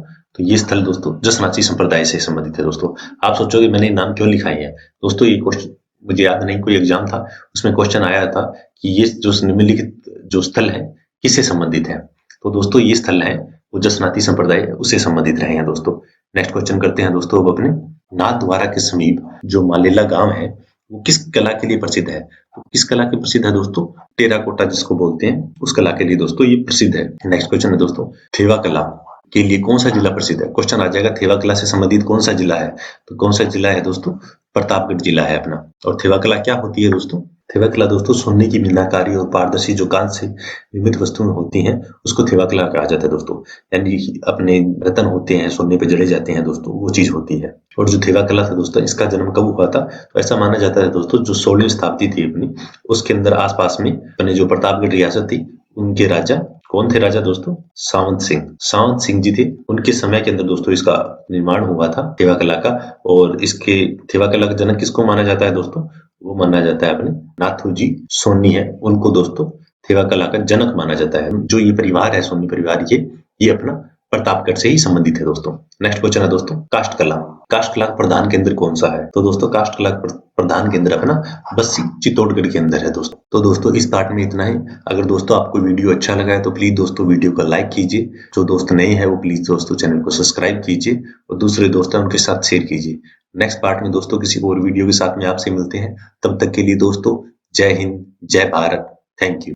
नमस्कार दोस्तों, मैं मनोज नाथ ज्ञान अकेडमी राजस्थान में एक बार फिर से आप सभी का स्वागत करता हूं। दोस्तों उम्मीद कर रहा हूं कि आपका सर्दी से बचाव होगा, आपकी पढ़ाई मस्त चल रही होगी। तो दोस्तों आज अपने स्टार्ट कर रहे हैं कंटिन्यूसली जो राजस्थान की जो बोर्ड की बुक्स हैं और जो एनसीईआरटी की बुक्स हैं उनके जो महत्वपूर्ण प्रश्न हैं उनको डिटेल से डिस्कशन करते हैं दोस्तों। तो चलो दोस्तों स्टार्ट करते हैं डिस्कशन। सीसा जस्ता शोधक संयंत्र कहाँ स्थापित किया गया है? तो दोस्तों सीसा जस्ता शोधक संयंत्र कहाँ स्थापित किया गया? चंदेरी के अंदर अपना स्थापित किया गया है। चित्तौड़गढ़ के अंदर दोस्तों जो चंदेरी है तो स्थापित किया गया। तो सीसा जस्ता की बात करते कब स्थापित किया गया दोस्तों? कहते हैं 1991 के अंदर दोस्तों इसको स्थापित किया गया था। 1991 के अंदर यानी 1991 में दोस्तों इसकी स्थापना की गई थी दोस्तों। नेक्स्ट क्वेश्चन करते हैं दोस्तों, देश के सबसे बड़े सोलर पार्क की स्थापना कहाँ की गई है? तो दोस्तों कहाँ की गई है? जो भाडला अपना जोधपुर है वहां पे दोस्तों इसकी स्थापना की गई है। अब दोस्तों नेक्स्ट क्वेश्चन करते हैं, लोहा एस्क, मैग्नीज, सीसा जस्ता, चांदी, तांबा आदि किस प्रकार के खनिज है दोस्तों? प्रकार पूछ लिया किस प्रकार के खनिज है ये। तो दोस्तों ये किस प्रकार के खनिज है अपने? ये दोस्तों अपने धात्विक प्रकार के खनिज है। ऊर्जा खनिज कौन से होते हैं दोस्तों जिनसे ऊर्जा पैदा होती है? जैसे कि आपके ऊर्जा खनिज में कह सकते हैं यूरेनियम हो गया, उनको भी ऊर्जा खनिज में इस्तेमाल कर सकते हैं दोस्तों। और प्राकृतिक गैस है उनको भी ऊर्जा खनिज में इस्तेमाल कर सकते हैं। अधात्विक खनिज कौन से होते हैं दोस्तों? अधात्विक खनिज वो होते हैं जैसे आपका हो गया अबरक हो गया, जिप्सम हो गया, रॉक फॉस्फेट हो गया, एस्बेस्टोस हो गया। इस प्रकार जो खनिज है ये दोस्तों अधात्विक प्रकार के खनिज हो गए अपने। नेक्स्ट क्वेश्चन करते हैं दोस्तों अब अपने, खनिजों की उपलब्धता एवं उत्पादन में राजस्थान का सर्वाधिक महत्वपूर्ण क्षेत्र है। तो महत्वपूर्ण क्षेत्र कौन सा है दोस्तों? अरावली पर्वतमाला। जो अपनी राजस्थान है दोस्तों, ये अपना प्यारा राजस्थान का मैप है। ये जो दोस्तों बीच में अरावली पर्वतमाला है ये अपनी महत्वपूर्ण श्रृंखला है दोस्तों। ऑब्वियसली बात है दोस्तों, क्योंकि जो चट्टानें बनी हुई है, चट्टानें लावा से बनी होती है। जो लावा से होती है वो दोस्तों अपनी पृथ्वी होती है, ऐसे गोल पृथ्वी है, भूगर्भ से बाहर निकलता है ऐसे। जब भूगर्भ से बाहर दोस्तों लावा निकलेगा ऐसे, तो उसी से दोस्तों क्या बनेगा अपना पर्वत बनते हैं। और उन्हीं के अंदर दोस्तों ज़्यादातर मात्रा के अंदर जो खनिज हो गए इत्यादि हो गए उसी में मिलते हैं। तो दोस्तों अरावली पर्वतमाला है दोस्तों, ये खनिज उत्पादन में महत्वपूर्ण है। नेक्स्ट क्वेश्चन है दोस्तों अपना, कौन सा कोयला उत्तम किस्म का होता है। तो दोस्तों कौन सा उत्तम प्रकार का होता है? एंथ्रेसाइट। पर कोयला कितने प्रकार का होता है दोस्तों? 4 प्रकार का होता है। पहला कौन सा नंबर? पहले नंबर पे दोस्तों एंथ्रेसाइट आता है। जो एंथ्रेसाइट होता है दोस्तों, इसमें 94 से लेके 98% तक दोस्तों इसमें कार्बन की मात्रा होती है दोस्तों। तो एंथ्रेसाइट में कितनी कार्बन की मात्रा होती है दोस्तों? 94 से 98% दोस्तों कार्बन की मात्रा होती है। 2 नंबर पे कौन सा आता है दोस्तों? 2 नंबर पे अपना आता है बिटुमिन्स। बिटुमिन्स होता है दोस्तों, इसके अंदर कहते हैं करीबन 77% से लेके 76% तक, यानी कि 70% से लेके 86% तक दोस्तों इसमें कार्बन की मात्रा पाई जाती है। यानी सबसे उत्तम कौन सा है दोस्तों? एंथ्रेसाइट होगा। दूसरे नंबर पे यूज करना हो तो बिटुमिन्स यूज करेंगे। और तीसरे नंबर पे बात करते हैं, तीसरा कौन सा है? तीसरा है दोस्तों लिग्नाइट। और लिग्नाइट में कितनी पाई जाती है दोस्तों? 28 से 30% दोस्तों कार्बन पाया जाता है। तो राजस्थान के अंदर जो ज़्यादा भंडार है वो दोस्तों लिग्नाइट के ही राजस्थान में सबसे ज़्यादा भंडार है दोस्तों राज्य के अंदर। और सबसे घटिया कौन सा होता है दोस्तों? पीट होता है चौथे नंबर पर। इसमें कहते हैं 27 या 25% से कम होता है दोस्तों। ये सबसे धुआं देता है, बहुत ही घटिया प्रकार का होता है, तो इसको यूज नहीं करना चाहिए। इसको यूज करते हैं दोस्तों बीमार हो जाते हैं। तो अब क्वेश्चन आएगा कि उत्तम प्रकार का कौन सा है? अपने एंथ्रेसाइट कर देंगे दोस्तों। कौन कौन से प्रकार के होते हैं वो अपने थोड़ी डिटेल में कर लिए, ताकि कल को भविष्य में जब अपने मेंस लिखेंगे तो अपने पता होना चाहिए क्या चीज़ होती है, डिटेल्स में पता होना चाहिए। तो इसलिए दोस्तों अपने इसके बारे में बात कर ली। नेक्स्ट क्वेश्चन करते हैं दोस्तों, राजस्थान में कौन सा कोयला पाया जाता है? तो राजस्थान में दोस्तों कौन सा कोयला पाया जाता है? अभी दोस्तों ऊपर बात की थी हमने, राजस्थान में सबसे ज़्यादा लिग्नाइट कोयला पाया जाता है दोस्तों। नेक्स्ट क्वेश्चन करते हैं दोस्तों, राजस्थान में लिग्नाइट कोयला कहाँ कहाँ पाया जाता है? तो बरसिंगसर इसमें भी पाया जाता है दोस्तों। ये कहाँ है? बीकानेर में है। उसके बाद कपूरडी, ये कहाँ है दोस्तों? बाड़मेर, यहाँ भी पाया जाता है। मेड़ता रोड, नागौर, यहाँ भी पाया जाता है। यानी उपरोक्त सभी, यहाँ पे सभी जगह पे दोस्तों लिग्नाइट कोयला है, ये पाया जाता है दोस्तों। अब दोस्तों नेक्स्ट क्वेश्चन करते हैं, राजस्थान का पहला सुपर थर्मल पावर स्टेशन कौन सा है? तो पहला सुपर पावर स्टेशन कौन सा था दोस्तों? ये अपना सूरतगढ़ है दोस्तों। इस थर्मल पावर स्टेशन की दोस्तों स्थापना कब की गई थी दोस्तों? इसकी स्थापना की गई थी अपनी 1998 में दोस्तों इसकी स्थापना की गई थी। नेक्स्ट क्वेश्चन करते हैं दोस्तों अब अपने, राजस्थान में लिग्नाइट ताप विद्युत संयंत्र कहाँ स्थित है? तो दोस्तों ये कहाँ पर स्थित है? ये दोस्तों अपना गिरल बाड़मेर में स्थित है दोस्तों। अभी हाल फिलहाल में और कहाँ प्रस्तावित किया गया है दोस्तों? गुड्डा के अंदर। गुड्डा ये कहाँ पर है दोस्तों?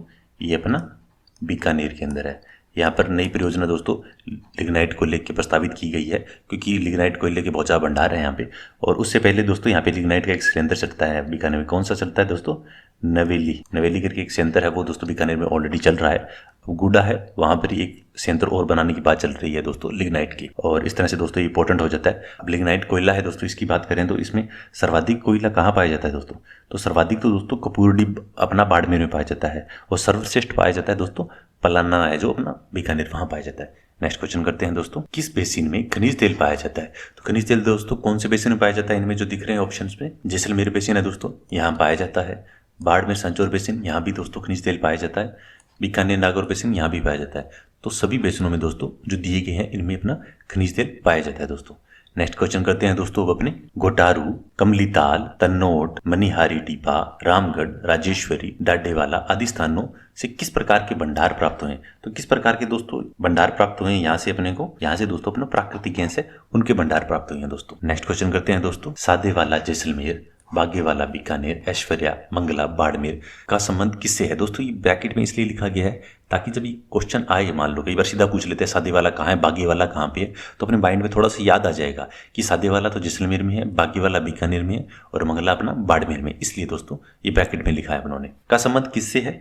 तो बिल्कुल सही दोस्तों, इसका संबंध अपना खनिज तेल है, उनसे रहा है दोस्तों। नेक्स्ट क्वेश्चन है दोस्तों, राजस्थान में प्राकृतिक गैस आधारित विद्युत ग्रह है। तो प्राकृतिक गैस आधारित विद्युत ग्रह कौन सा है दोस्तों? ये अपना रामगढ़, जैसलमेर, धौलपुर, अंता, बारा, सभी।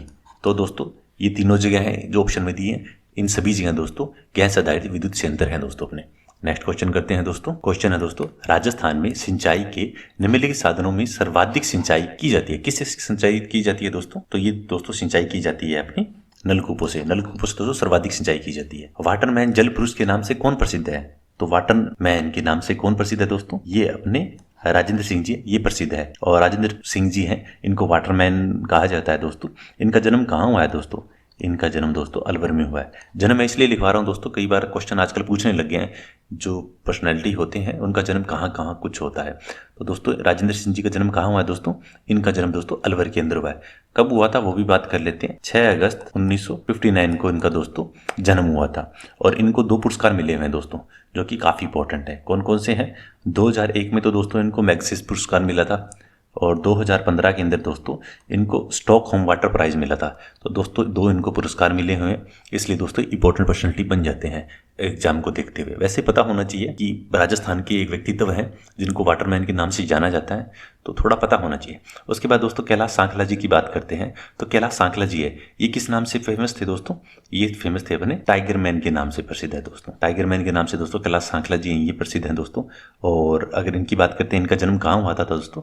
तो इनका जन्म हुआ था जोधपुर के अंदर। और जोधपुर में कब हुआ था? 1925 के अंदर हुआ था दोस्तों। और 1994 के अंदर यानी 94 के अंदर दोस्तों जयपुर के अंदर दोस्तों इनका निधन हो गया था। तो ये भी इंपॉर्टेंट हो जाते हैं दोस्तों। टाइगर मैन है, तो टाइगर मैन भी देखो राजस्थान से संबंधित है। और वाटरमैन की बात करें वो भी राजस्थान से संबंधित है। और अगर अमृताबाई बिश्नोई की बात करते हैं, यानी वन रक्षक के रूप में बात करते हैं, जिन्होंने आज से करीबन 300 साल पहले 1730 ईस्वी के अंदर ही दोस्तों वनों को बचाने के लिए उनकी महिमा को समझ लिया था और अपने प्राण न्यौछावर कर दिए थे। तो ये काफी इंपॉर्टेंट है, इनको तो राजस्थान में सभी जानते हैं। तो आई थिंक दोस्तों ये तो सबसे इंपॉर्टेंट है ही है अपने, बाकी भी इंपॉर्टेंट है पर ये काफी ज्यादा इंपॉर्टेंट है। और अमृता देवी बिश्नोई जी की बात करते हैं, आपको पता होगा पर चलो थोड़ा सा डिस्कशन बात कर लेते हैं, अगर बात ही कर रहे हैं तो दोस्तों 1730 की जो बात हो रही है अपनी, तो 1730 के अंदर दोस्तों जोधपुर रियासत थी अपनी। तो जोधपुर रियासत में उस वक्त राजा कौन थे दोस्तों? उस वक्त राजा थे अपने अभय सिंह जी। अभय सिंह दोस्तों राजा थे। वो दोस्तों अपना मेहरानगढ़ जो जोधपुर का किला है उसके अंदर एक महल बना रहे थे। कौन सा महल बना रहे थे दोस्तों? वो बना रहे थे फूल महल। फूल महल बना रहे थे दोस्तों। फूल महल बनाने के लिए दोस्तों चुनना की आवश्यकता होती है दोस्तों चिनाई के लिए। तो उस वक्त चुनने को पकाने के लिए दोस्तों लकड़ियां कम पड़ रही थी। तो उस वक्त वहां का एक मंत्री था उनका। कौन मंत्री था दोस्तों? उसका नाम था गिरधारी दास। तो जो गिरधारी दास थे दोस्तों, इन्होंने कहा महाराज खेजड़ी है, खेजड़ी जो गांव है अपना, वहाँ पे खूब सारे पेड़ है, लकड़ी काट के ले आते हैं। ये वहाँ पे गए। जानने के बाद में दोस्तों इन्होंने पेड़ काटना स्टार्ट किया। तो इनके जो पति थे दोस्तों अमृता देवी जी के, रामोजी खोड़ बिश्नोई जी थे दोस्तों, उन्होंने पहली कुल्हाड़ी चलते ही आवाज़ सुनी और उन्होंने रोकना स्टार्ट किया। उसका अमृता देवी बिश्नोई जी थे, ये भी चले गए दोस्तों और इन्होंने पेड़ से लिपट गई है। उसके बाद में दोस्तों इन्होंने क्या बात कही थी? इन्होंने एक बात कही थी, सर साटे रुख रहे तो भी सस्तो जान। सर साटे रुख रहे तो भी सस्तो जान, यानी कि सर के जाने से भी अगर एक पेड़ बचता है तो भी सस्ता है। तो इस वजह से ये पेड़ से लिपट गए थे दोस्तों। उसके बाद में ये इनकी 3 बेटियां और अलग अलग 84 गांव थे दोस्तों, उनका करीबन 363 व्यक्ति दोस्तों बलिदान दे दिया था अपना उस वक्त दोस्तों। आज अगर एक पेड़ की बात करते हैं, अपने बात करते हैं तो लोग नहीं करते हैं, और आज से 300 साल पहले इन्होंने अपना बलिदान दे दिया। तो सोच सकते हैं दोस्तों वो क्या व्यक्तित्व था। जल संरक्षण हेतु सिंचाई की उत्तम विधि कौन सी है? तो उत्तम विधि कौन सी? बूंद बूंद सिंचाई और फुहारा सिंचाई है दोस्तों, ये जल की उत्तम विधि है। नलकूप दोस्तों क्या होते हैं? जो धरती के अंदर जो पाइप लगा के जो एक किस्म के ट्यूबवेल होते हैं ना, मोटर चलते हैं, वो दोस्तों नलकूप होते हैं। तालाब होते हैं, जैसे ये है यहाँ पे जमीन है धरातल में, जैसे मिट्टी खोद दी उसके बाद में यहाँ पे पानी इकट्ठा हो गया, उससे सिंचाई करते हैं, वो दोस्तों तालाब होते हैं। नहरें जैसे ग्लेशियर से पानी आता है उनको नहरों के थ्रू ला के खेतों में लगाते हैं, वो दोस्तों नहर से होती है। बूंद बूंद सिंचाई जो पाइप से लगा दी उसके बाद बूंद बूंद से सिंचाई होती है पेड़ की जड़ के अंदर दोस्तों। ये बात इसलिए पता सभी को होता है पर थोड़ा सा बात पता होनी चाहिए, इसलिए मैंने बात कर ली। उसके बाद नेक्स्ट क्वेश्चन है दोस्तों, राजस्थान का बाजरा, इसबगोल, सरसों, गवार, मोठ और जीरे के उत्पादन में देश में कौन सा स्थान है? देश के अंदर अपना कौन सा स्थान है दोस्तों?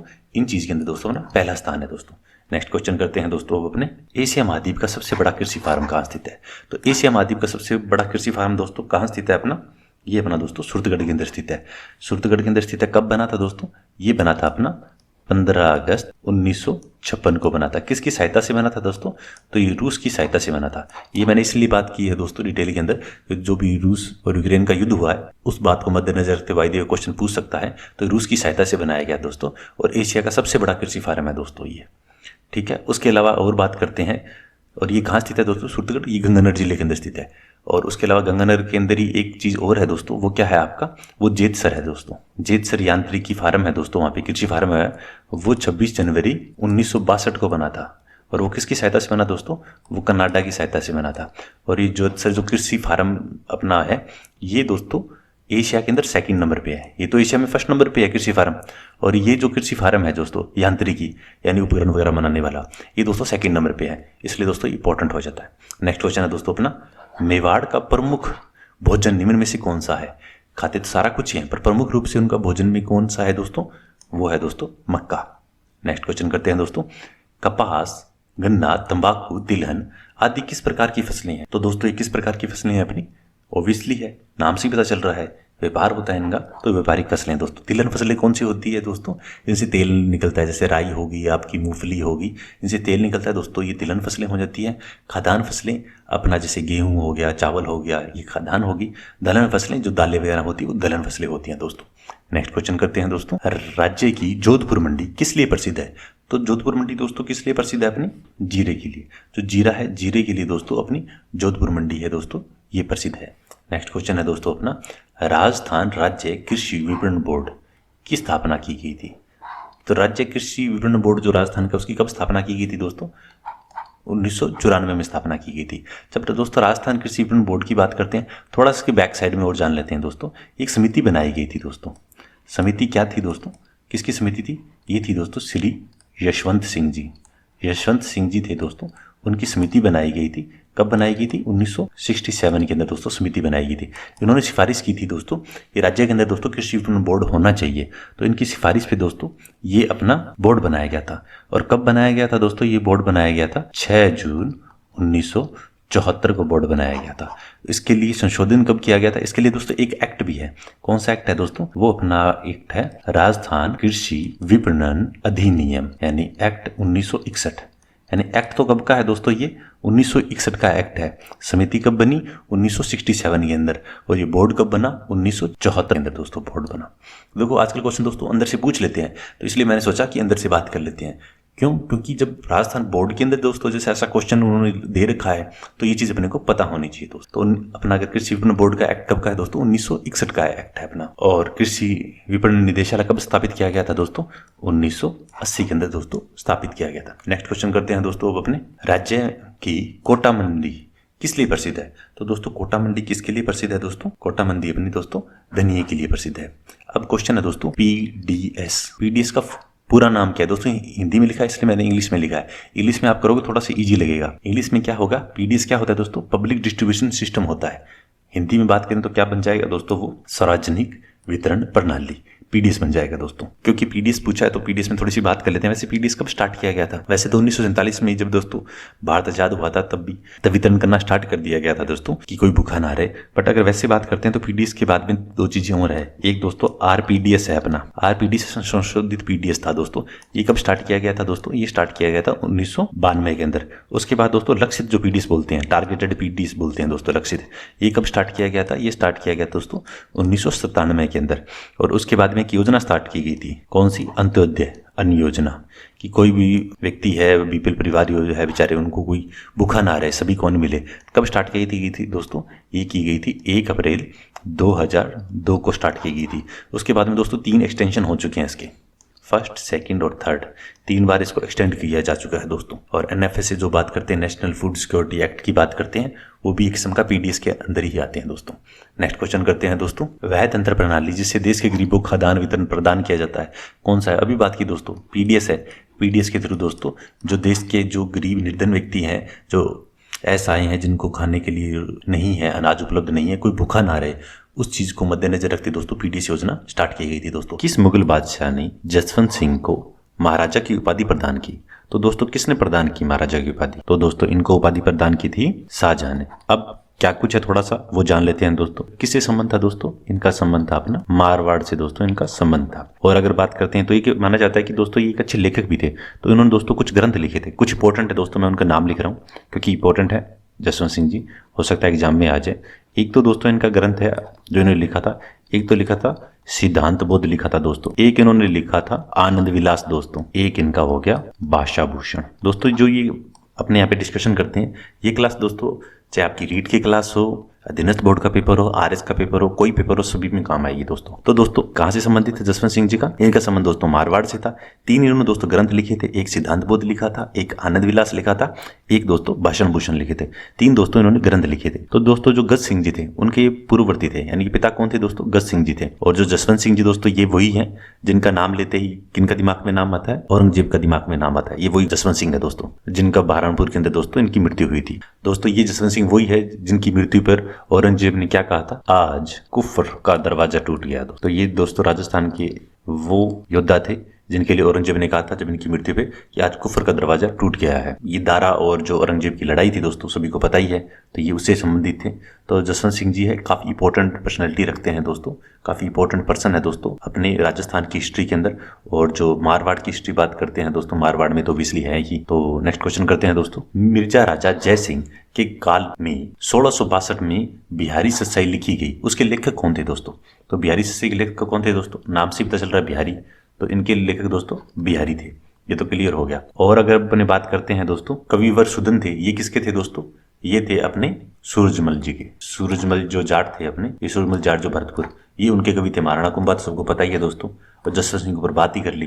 जो एक जय सिंह थे दोस्तों, इनकी बात कर लेते हैं। जय सिंह ऐसा माना जाता है दोस्तों इन्होंने 3 मुगल बादशाहों का काल देखा था दोस्तों। 3 बादशाह कौन कौन से देश थे दोस्तों? इन्होंने दोस्तों जहांगीर का काल देखा, और इन्होंने शाहजहां का काल देखा दोस्तों, और इन्होंने औरंगजेब का। इन 3 का दोस्तों इन्होंने शासन काल देखा था, 3 मुगल बादशाहों का दोस्तों। इन्होंने देखा था मिर्जा राजा जय सिंह, और ये दोस्तों वही जय सिंह जी हैं जिनका नाम अपने सुनते हैं। पुरंदर की जो संधि अपने सुनते हैं, पुरंदर की संधि किसके साथ हुई थी दोस्तों? शिवाजी के साथ जो हुई थी वो जय सिंह कौन है दोस्तों? वो यही जय सिंह थे दोस्तों। इस प्रकार से जय सिंह जी हैं, ये भी काफी इंपॉर्टेंट पर्सनैलिटी हैं दोस्तों अपने हिस्ट्री के अंदर, और ये अपने जयपुर से संबंधित रहे हैं दोस्तों। नेक्स्ट क्वेश्चन करते हैं। राजपुताने का करण किस शासक को कहा जाता है? तो दोस्तों राजपुताने का करण कहा जाता है महाराजा राय सिंह जी है, इनको कहा जाता है। राय सिंह जी का संबंध कहां से रहा है दोस्तों? इनका संबंध रहा है बीकानेर से दोस्तों, ठीक है। नेक्स्ट क्वेश्चन करते हैं दोस्तों। अब दोस्तों क्वेश्चन है अपना, किस शासक का शासनकाल मारवाड़ का सूर्य युग कहा जाता है? सूर्य किसका काल कहा जाता है दोस्तों?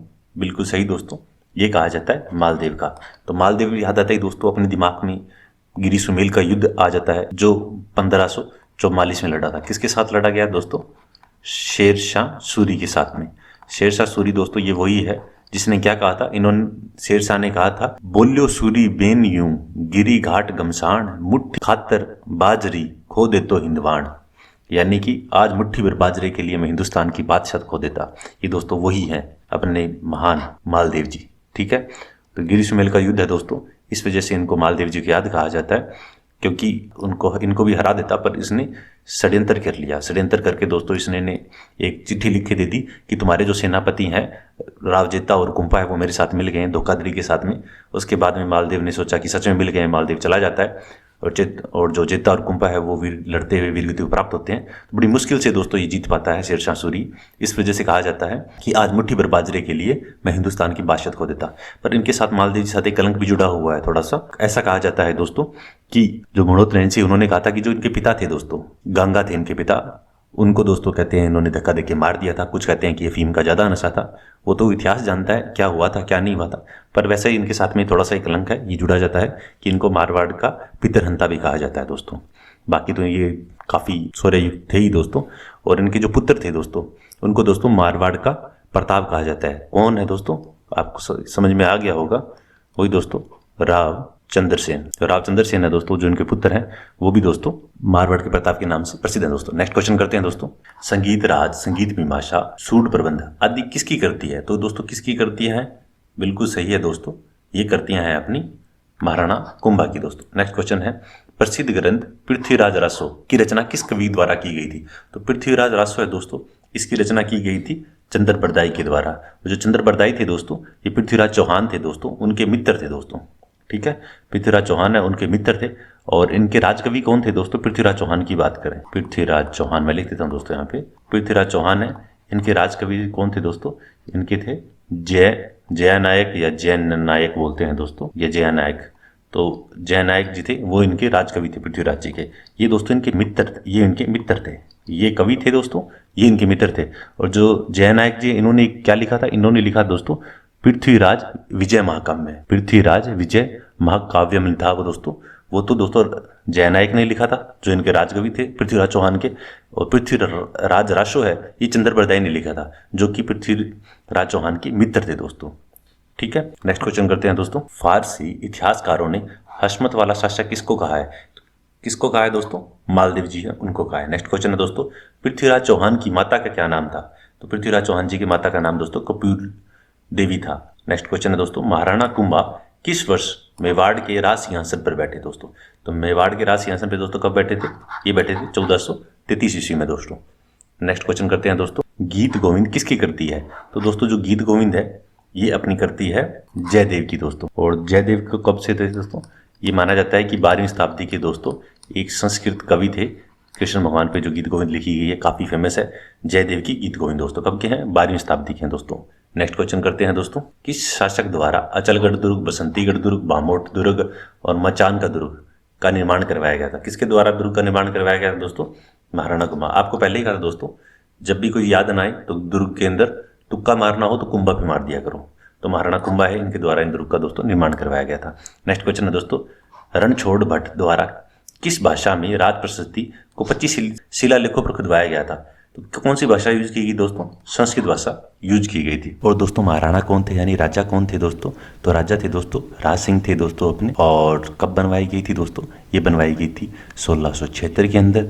कहाँ बनवाई गई थी? जो राजसमंद झील है दोस्तों, उसके निर्माण की स्मृति में दोस्तों इसका निर्माण किया गया था दोस्तों। और दोस्तों ऐसा माना जाता है कि भारत का सबसे लंबा शिलालेख भी दोस्तों यही है। इसके साथ ही दोस्तों ऐसा कहा जाता है कि जो ये प्रसिद्धि थी, ये कविराज जो श्यामल दास जी थे, इनके द्वारा वीर विनोद में पहली बार दोस्तों इसका प्रकाशन किया गया था दोस्तों। किस वर्ष मानगढ़ पहाड़ी, दोस्तों मानगढ़ पहाड़ी काफी इंपॉर्टेंट है दोस्तों। किस वर्ष मानगढ़ पहाड़ी आश्विन शुद्धि पूर्णिमा को संप सभा का अधिवेशन हुआ, जहां पर अंग्रेजों ने पहाड़ी को चारों तरफ से घेर कर गोलियां चलाई? पहली चीज, मानगढ़ पहाड़ी कहाँ है? तो मानगढ़ पहाड़ी दोस्तों अपनी बांसवाड़ा में स्थित है दोस्तों। और मानगढ़ पहाड़ी का अगर नाम लेते हैं तो इससे किसका संबंध है दोस्तों?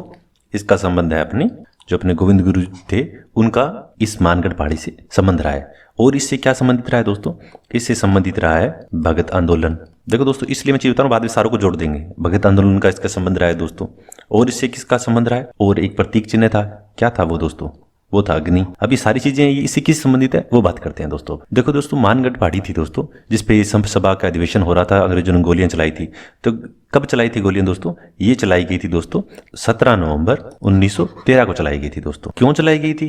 क्योंकि दोस्तों जो मानगढ़ पहाड़ी थी, यहाँ पे जो काफी संख्या के अंदर दोस्तों भील एकत्रित हुए थे। और जो भील एकत्रित क्यों हुए थे दोस्तों? वो दोस्तों अपने जो गोविंद गुरु जो ये थे, ये इन्होंने क्या किया था, भीलों का था कि आपको मांस मदिरा नहीं खानी चाहिए, अपने झगड़े खुद सुलझाने चाहिए इत्यादि इन्होंने कहा था। तो इनके काफी फॉलोवर्स हो गए थे। कैसे फॉलोवर्स हुए थे दोस्तों? वो फॉलोवर्स ऐसे हो गए थे दोस्तों, इन्होंने एक आंदोलन स्टार्ट किया था। कौन सा किया था? भगत आंदोलन। कब किया था?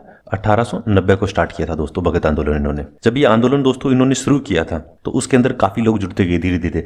उसी आंदोलन एक सभा आयोजित की गई थी, वो की गई थी मानगढ़ पहाड़ी। कहाँ? बांसवाड़ा के दोस्तों आयोजित की गई थी। और तब दोस्तों इस पे अंग्रेजों ने गोलियां चला दी थी।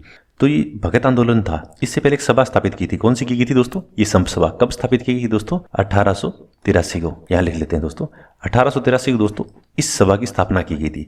इसी के अंदर ये भगत आंदोलन हुआ था दोस्तों। भगत आंदोलन चलाया गया था। प्रतीक चिन्ह कौन सा बनाया गया था? ये अग्नि दोस्तों इसका प्रतीक चिन्ह था उस वक्त। और ये सारी कहानी आपको समझ में आ गई होगी, पता होगा वैसे ज्यादातर को दोस्तों को, पर जो दोस्त नहीं है उनको मैंने बता दिया। और जिन दोस्तों को पता है उनका एक बार रिवीजन हो गया होगा दोस्तों। 1883 में सभा स्थापित कर दी। उसके बाद भगत आंदोलन चलाया 1890 के अंदर उन्होंने।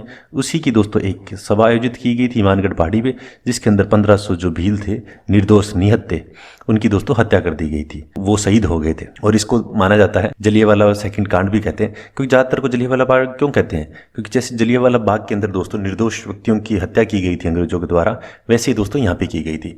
तो यहाँ पे किसके द्वारा हत्या की गई थी? तो उस वक्त वायसराय थे। वायसराय कौन थे? वायसराय थे दोस्तों लॉर्ड हॉर्डिंग। तो जो लॉर्ड हॉर्डिंग थे दोस्तों, इन्होंने कहा था कि मुझे कोई कुछ ज़्यादा नहीं लग रहा है कि निर्दोष व्यक्तियों पे आप कार्रवाई करो, तो बेमनी से मैं पे साइन कर रहा हूँ। उसने इस तरह से कह के उसने साइन किया था।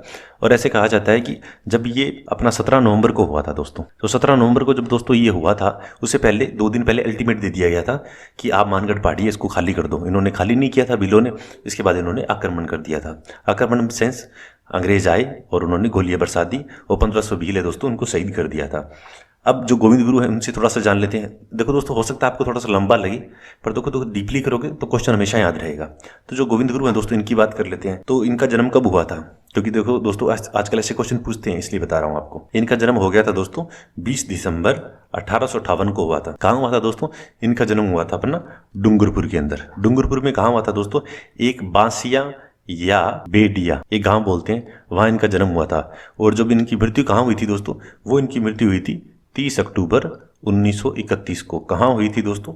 वो हुई थी कंबोई गांव के अंदर। और गुजरात के अंदर हुई थी दोस्तों। इस प्रकार से एक क्वेश्चन के अंदर दोस्तों अपने मानगढ़ पहाड़ी है, उसको ये मानगढ़ पहाड़ी दोस्तों वही है जिसको अंदर राजस्थान के अंदर हाल फिलहाल के अंदर जिसको एक स्मारक घोषित किया गया, ये वही है दोस्तों, बांसवाड़ा वाली। अब दोस्तों नेक्स्ट क्वेश्चन करते हैं, बीकानेर प्रजामंडल की स्थापना किस वर्ष हुई? तो बीकानेर प्रजामंडल की दोस्तों कब स्थापना हुई? 4 अक्टूबर 1936 को स्थापना हुई थी। किसके द्वारा की गई थी वो अब नेक्स्ट क्वेश्चन में बात कर लेते हैं दोस्तों। बीकानेर प्रजामंडल थी, इसकी स्थापना किसने की? तो इसकी स्थापना दोस्तों की थी अपने मग्गाराम वेद जी है, इन्होंने स्थापना की थी। और दोस्तों ऐसा माना जाता है कि दोस्तों ये एकमात्र ऐसा प्रजामंडल था दोस्तों जिसकी स्थापना दोस्तों राजस्थान से बाहर हुई। कहाँ स्थापना हुई थी दोस्तों इसकी? कलकत्ता के अंदर दोस्तों इसकी स्थापना हुई थी। एकमात्र है दोस्तों, इसलिए इसको स्टार कर लो, एकमात्र प्रजामंडल है जिसकी स्थापना राजस्थान से बाहर हुई। कहाँ हुई थी दोस्तों? कलकत्ता के अंदर हुई थी। और किन्होंने की थी? मग्गाराम वेद ने की थी। एक दोस्तों एक चीज और है, 1942 के अंदर, 36 में तो प्रजामंडल की स्थापना हुई, 1942 के अंदर दोस्तों किसने? रघुवर दयाल जी थे, इन्होंने बीकानेर राज्य परिषद इसकी दोस्तों इन्होंने स्थापना की थी। प्रजामंडल की बात करें तो दोस्तों 1936 में हो जाएगा, और अगर परिषद की बात करते हैं तो 1942 में होगा। और किसके द्वारा की गई थी? रघुवर दयाल जी के द्वारा की गई थी दोस्तों। अब दोस्तों अपने नेक्स्ट क्वेश्चन करते हैं, किस वर्ष रणछोड़दास गटारी, गटारी गटनारी लिखा होता है दोस्तों अलग अलग, तो रणछोड़दास था, ये आप नाम कन्फर्म है, ये पीछे वाले में थोड़ा चेंज होता रहता है अलग अलग। तो किस वर्ष रणछोड़दास गटारी की अध्यक्षता में मारवाड़ लोक परिषद का गठन किया गया? तो मारवाड़ लोक परिषद का दोस्तों कब गठन किया गया था दोस्तों? ये गठन किया गया था अपना 1938 के अंदर।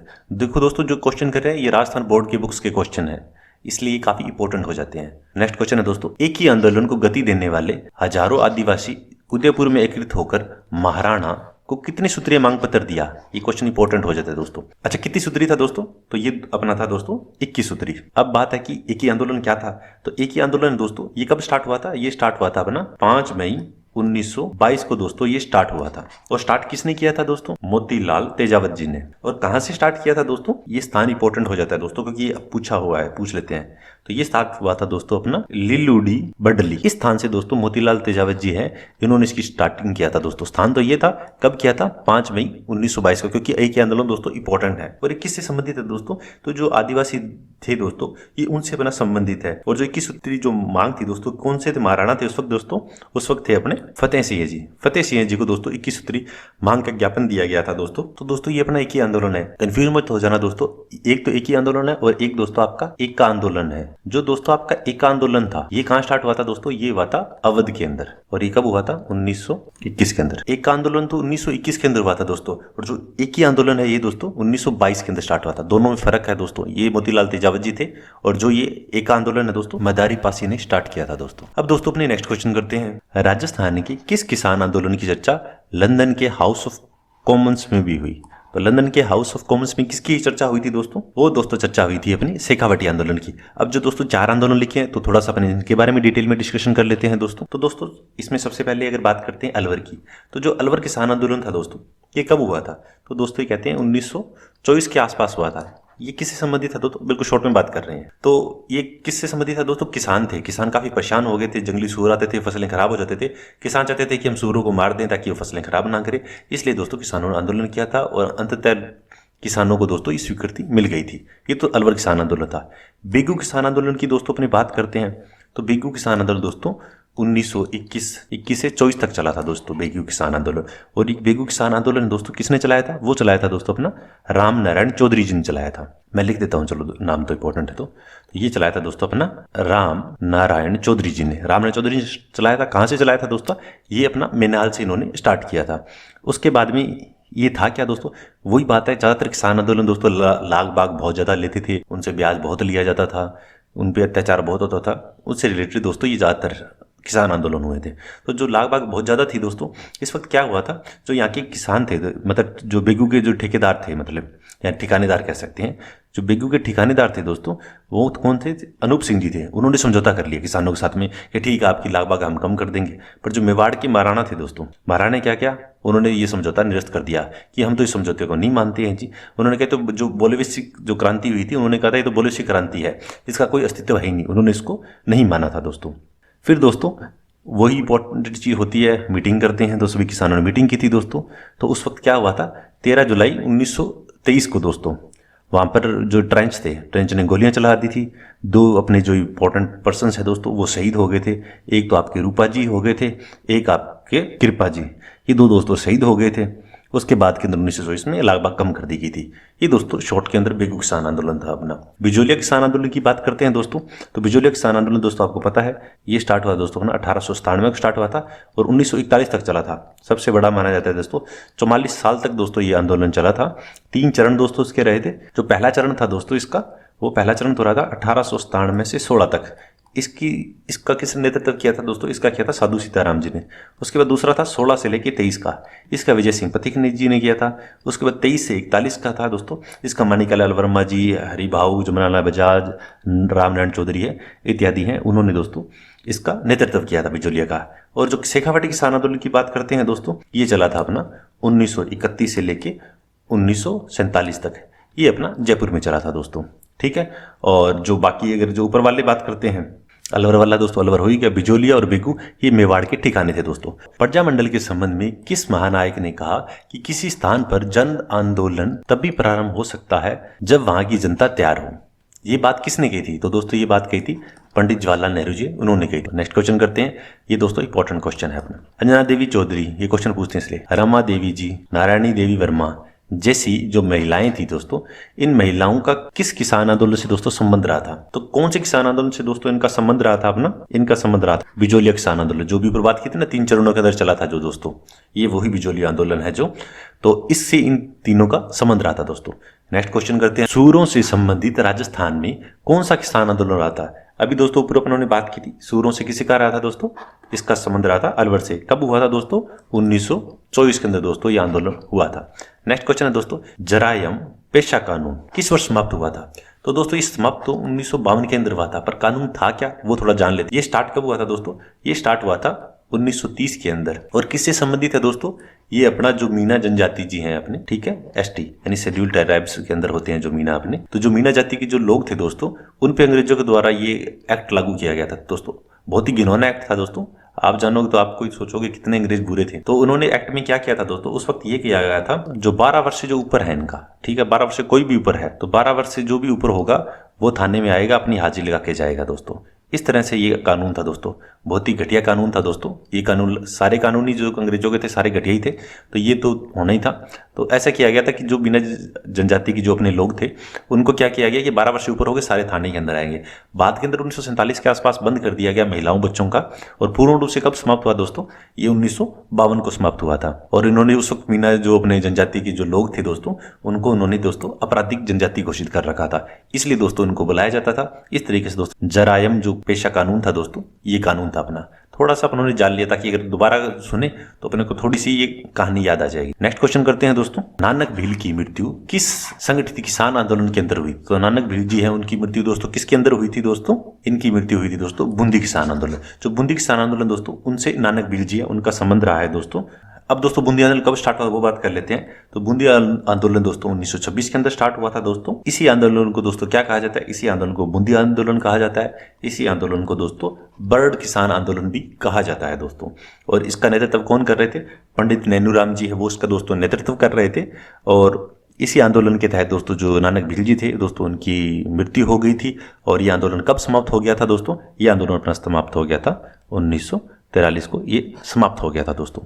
अलवर किसान आंदोलन ऊपर दोस्तों भी बात कर ही चुके हैं अपने 1924 के अंदर, जो सूरों से रिलेटेड था दोस्तों, सूरों को मारने से वो था।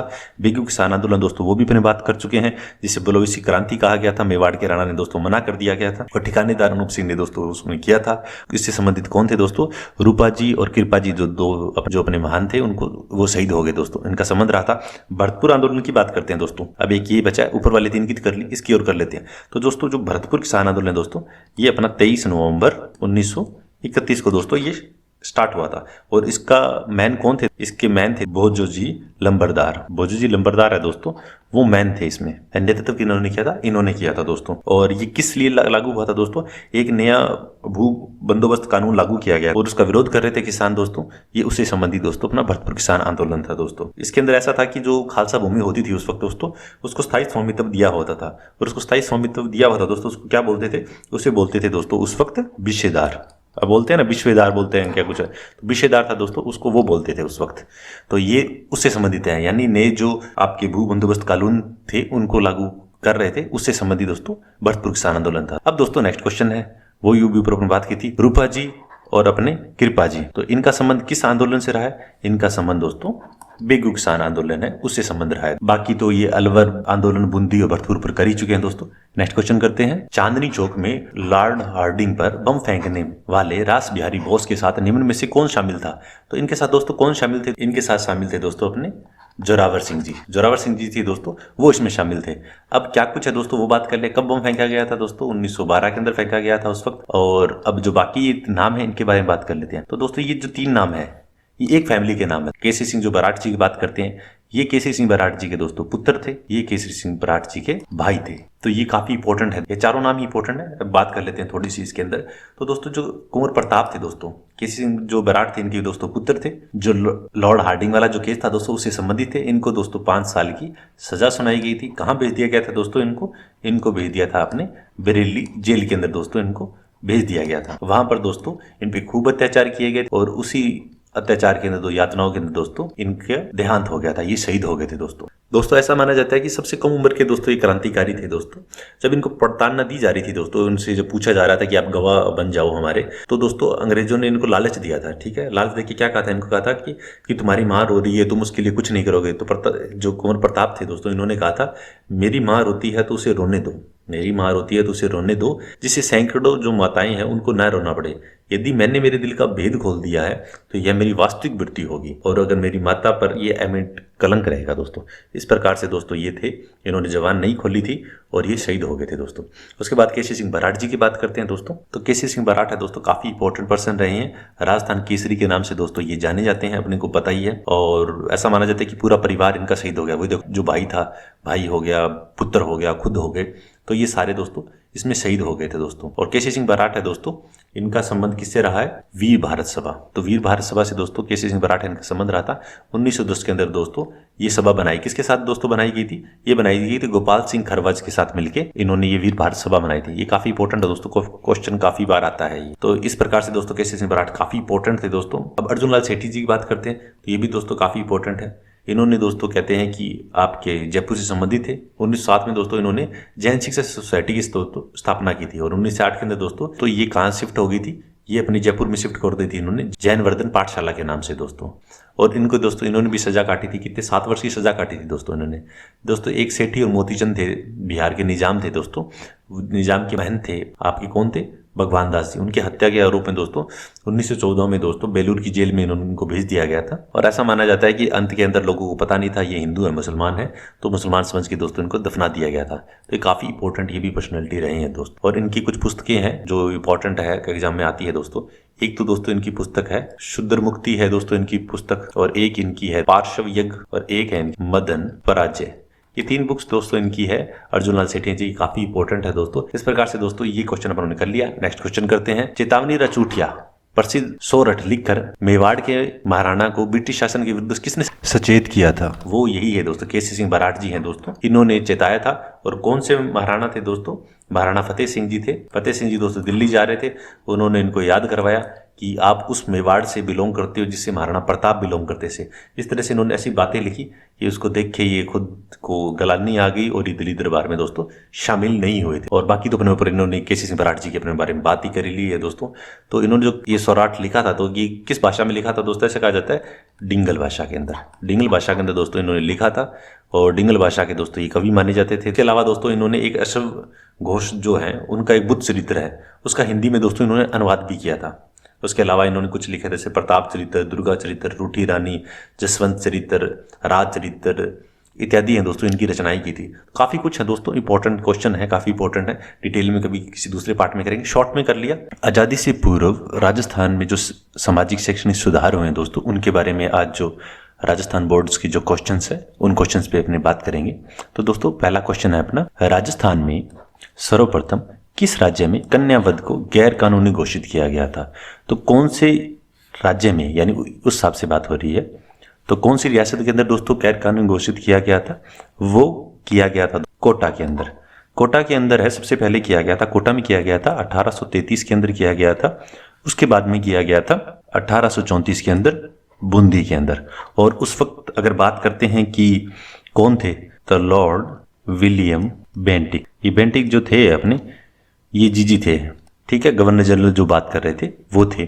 और अगर बात करते पॉलिटिकल एजेंट कौन था उस वक्त, तो पॉलिटिकल एजेंट थे, वहां पर थे विल क्विंसन थे, ये पॉलिटिकल एजेंट थे। कोटा के अंदर यानी हाड़ौती वाले है, वहां पर दोस्तों गैर कानूनी घोषित किया गया था। नेक्स्ट क्वेश्चन करते हैं। अलवर रियासत ने बाल विवाह और अनमेल विवाह और निषेध कानून बनाया गया, यानी जो बाल विवाह था या फिर एज ज्यादा है, बच्चे की कम है, लड़के की ज्यादा है, लड़की कम है, तो उस पर कानून बनाया गया था। कब बनाया गया था दोस्तों अलवर रियासत के अंदर? वो बनाया गया था 10 दिसंबर 1903 को। नेक्स्ट क्वेश्चन करते हैं। किस वर्ष वायसराय लॉर्ड मेयो के नाम पर अजमेर में मेव कॉलेज की स्थापना की गई थी? तो ये किस वक्त की गई थी? वैसे इस बुक के अंदर तो दोस्तों ये 1872 लिखा हुआ है, और जब अपने इसकी वेबसाइट पर जाते हैं तो वेबसाइट की, जब मेयो कॉलेज की वेबसाइट देखते हैं तो उस पर बताया गया है कि 1875 के अंदर मेयो कॉलेज है उसकी स्थापना की गई थी।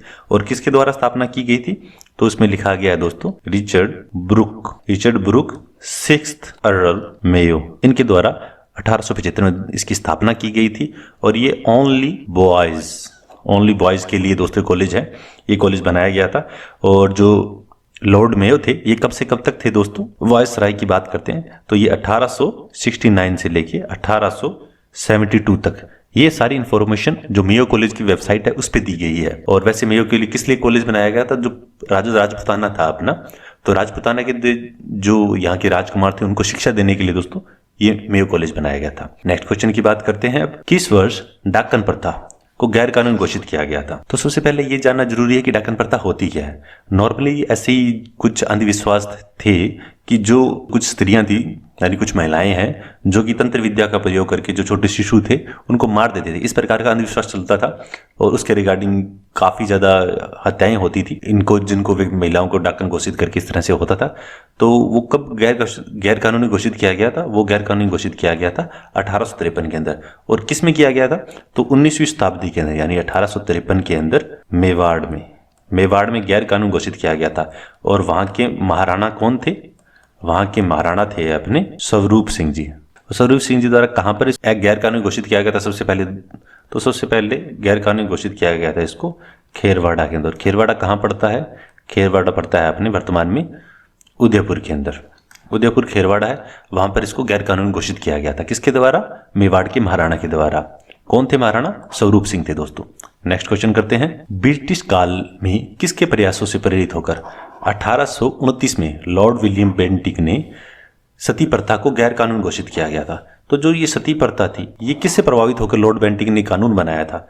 तो ये अपने थे उस वक्त, सभी को पता है, राजा राम मोहन राय जी हैं, जिन्हें भारतीय पुनर्जागरण का अग्रदूत और आधुनिक भारत का जनक कहा जाता है। इनसे प्रभावित होकर इनके प्रयासों की वजह से ही लॉर्ड विलियम बेंटिक ने सती प्रथा पे दोस्तों रोक लगाई थी। और लॉर्ड विलियम बेंटिक थे कौन थे? ये गवर्नर जनरल थे। जी गवर्नर जनरल विलियम बेंटिक ने इसको बंद किया था, यानी सती प्रथा का अंत किया था। उन्होंने एक कानून बनाया था। कौन सा कानून? के क्या नाम था? बंगाल सती रेगुलेशन। मैं लिख देता हूं चलो यहाँ पे। तो जो बंगाल सती रेगुलेशन था इसके अकॉर्डिंग क्या था? इसके अकॉर्डिंग ये था कि जो जहां पर ब्रिटिश राज चल रहा है वहां पे सती प्रथा बैन कर दी गई थी। और कब बना था ये बना था 4 दिसंबर 1829 को ये रेगुलेशन आया था। उसके अकॉर्डिंग दोस्तों ये गैर कानूनी घोषित कर दिया गया था। नेक्स्ट क्वेश्चन करते हैं। किस वर्ष अंग्रेजी भाषा को राजकीय भाषा बनी? राजकीय भाषा का सेंस कब से कब स्टार्ट हुआ था, क्या कुछ हुआ था, जो इसमें क्वेश्चन में पूछा है अपने से। तो ये 1835 था, उस वक्त राजभाषा के हिसाब से बना दी थी। राजभाषा से क्या मतलब है? उस वक्त कौन थे दोस्तों? उस वक्त थे लॉर्ड मैकाले थे। इनके द्वारा लाया गया था 1835 के अंदर। जो स्कूली शिक्षा माध्यम था उसको दोस्तों अंग्रेजी कर दिया गया था। इस प्रकार से ये जो अंग्रेजी थी वो बनाई गई थी।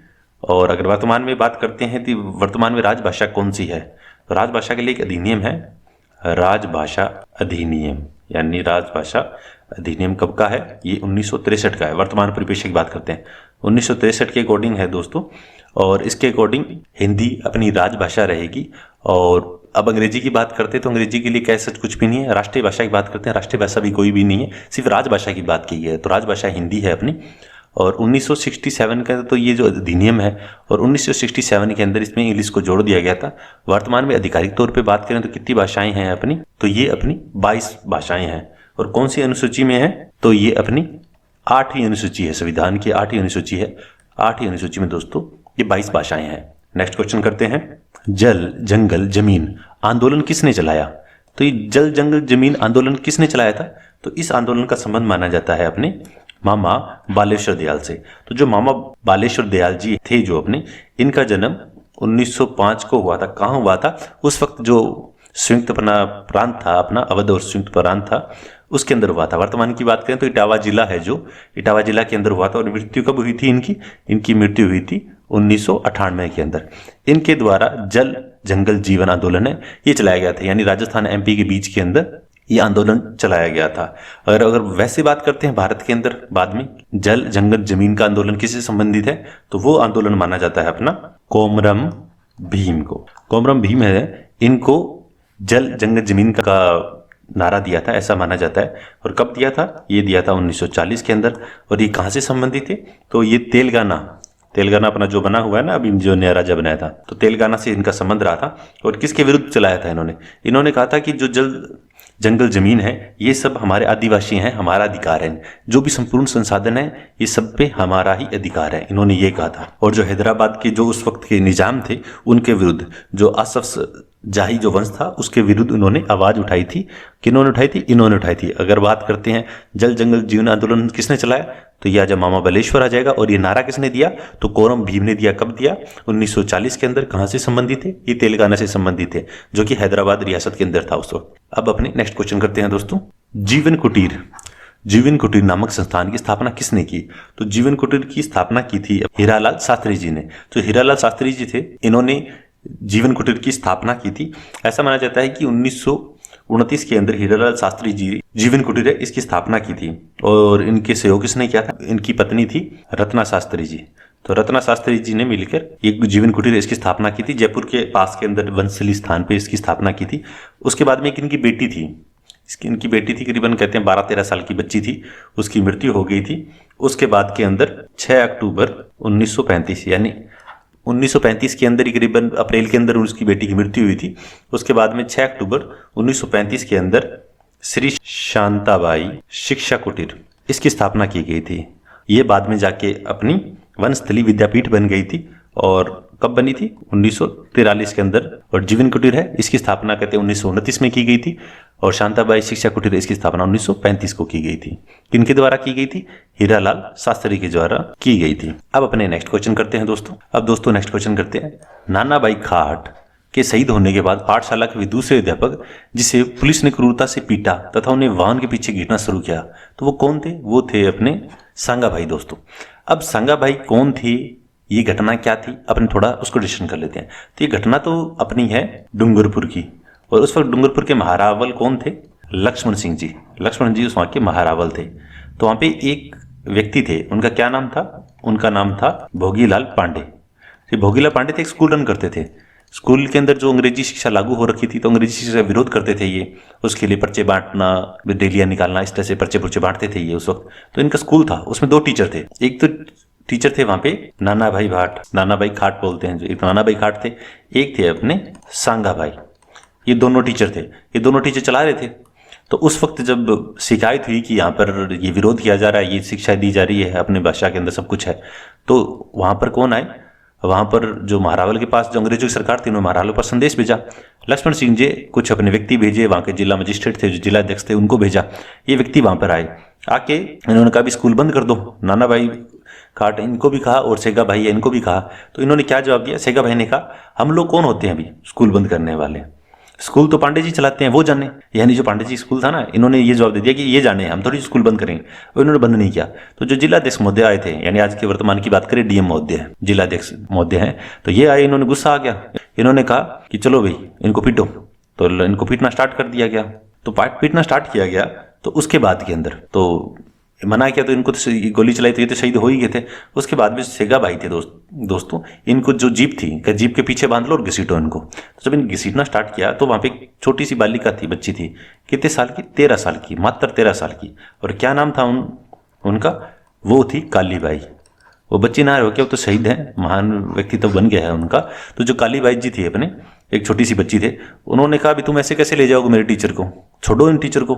जब छोड़ने का कहा, तो वो जो वहाँ पे बाकी कांस्टेबल वगैरह जो भी थे, सेना के थे, तो उन्होंने मना कर दिया कि हम तो नहीं छोड़ेंगे, और रोका तो हम गोली चला देंगे। तो ये बच्ची भाग के आई और जीप के पीछे से अपने पास जो भी उसके पास औजार था, जो भी था उससे उसने रस्सी को काट दिया। ऐसे जीप लेके जा रही थी, ये जीप लेके ऐसे जा रही थी आगे, तो पीछे ऐसे लटका रखा था, मान लो सेगा भाई को ऐसे पीछे लटका रखा था, तो ऐसे पीछे लटका रहा था, रस्सी को काट दी उन्होंने। रस्सी काट दी तो उसके बाद में ये तो चले गए, भाग गए, और जो बच्ची थी उस पर पुलिस वालों ने गोली चला दी। ये गोली चला दी तो इस वजह से काफ़ी आक्रोश हुआ, बच्ची वहीं पे शहीद हो गई थी। इस प्रकार से ये छोटी सी इसकी वजह से कहानी थी, तो काफ़ी इंपॉर्टेंट है। छोटी सी बालिका, तो फिर छोटी सी बालिका ना रह के ये एक महान शहीद हो गए, तो महान व्यक्ति तो बन गया अब इनका। तो कहाँ क्या पिता थे क्या कुछ थे वो तो पता नहीं, पर ये चीज़ मानी जाती है। इसको रास्तापाल का कांड भी बोलते हैं। कौन सा कांड बोलते हैं? रास्तापाल का। वहाँ पे गांव था रास्तापाल, इसलिए इसको रास्तापाल का कांड भी कहते हैं। सर टी विजय राघवाचार्य किस राज्य के प्रधानमंत्री बने थे? तो किस राज्य के प्रधानमंत्री बने थे दोस्तों? ये बने थे मेवाड़ की।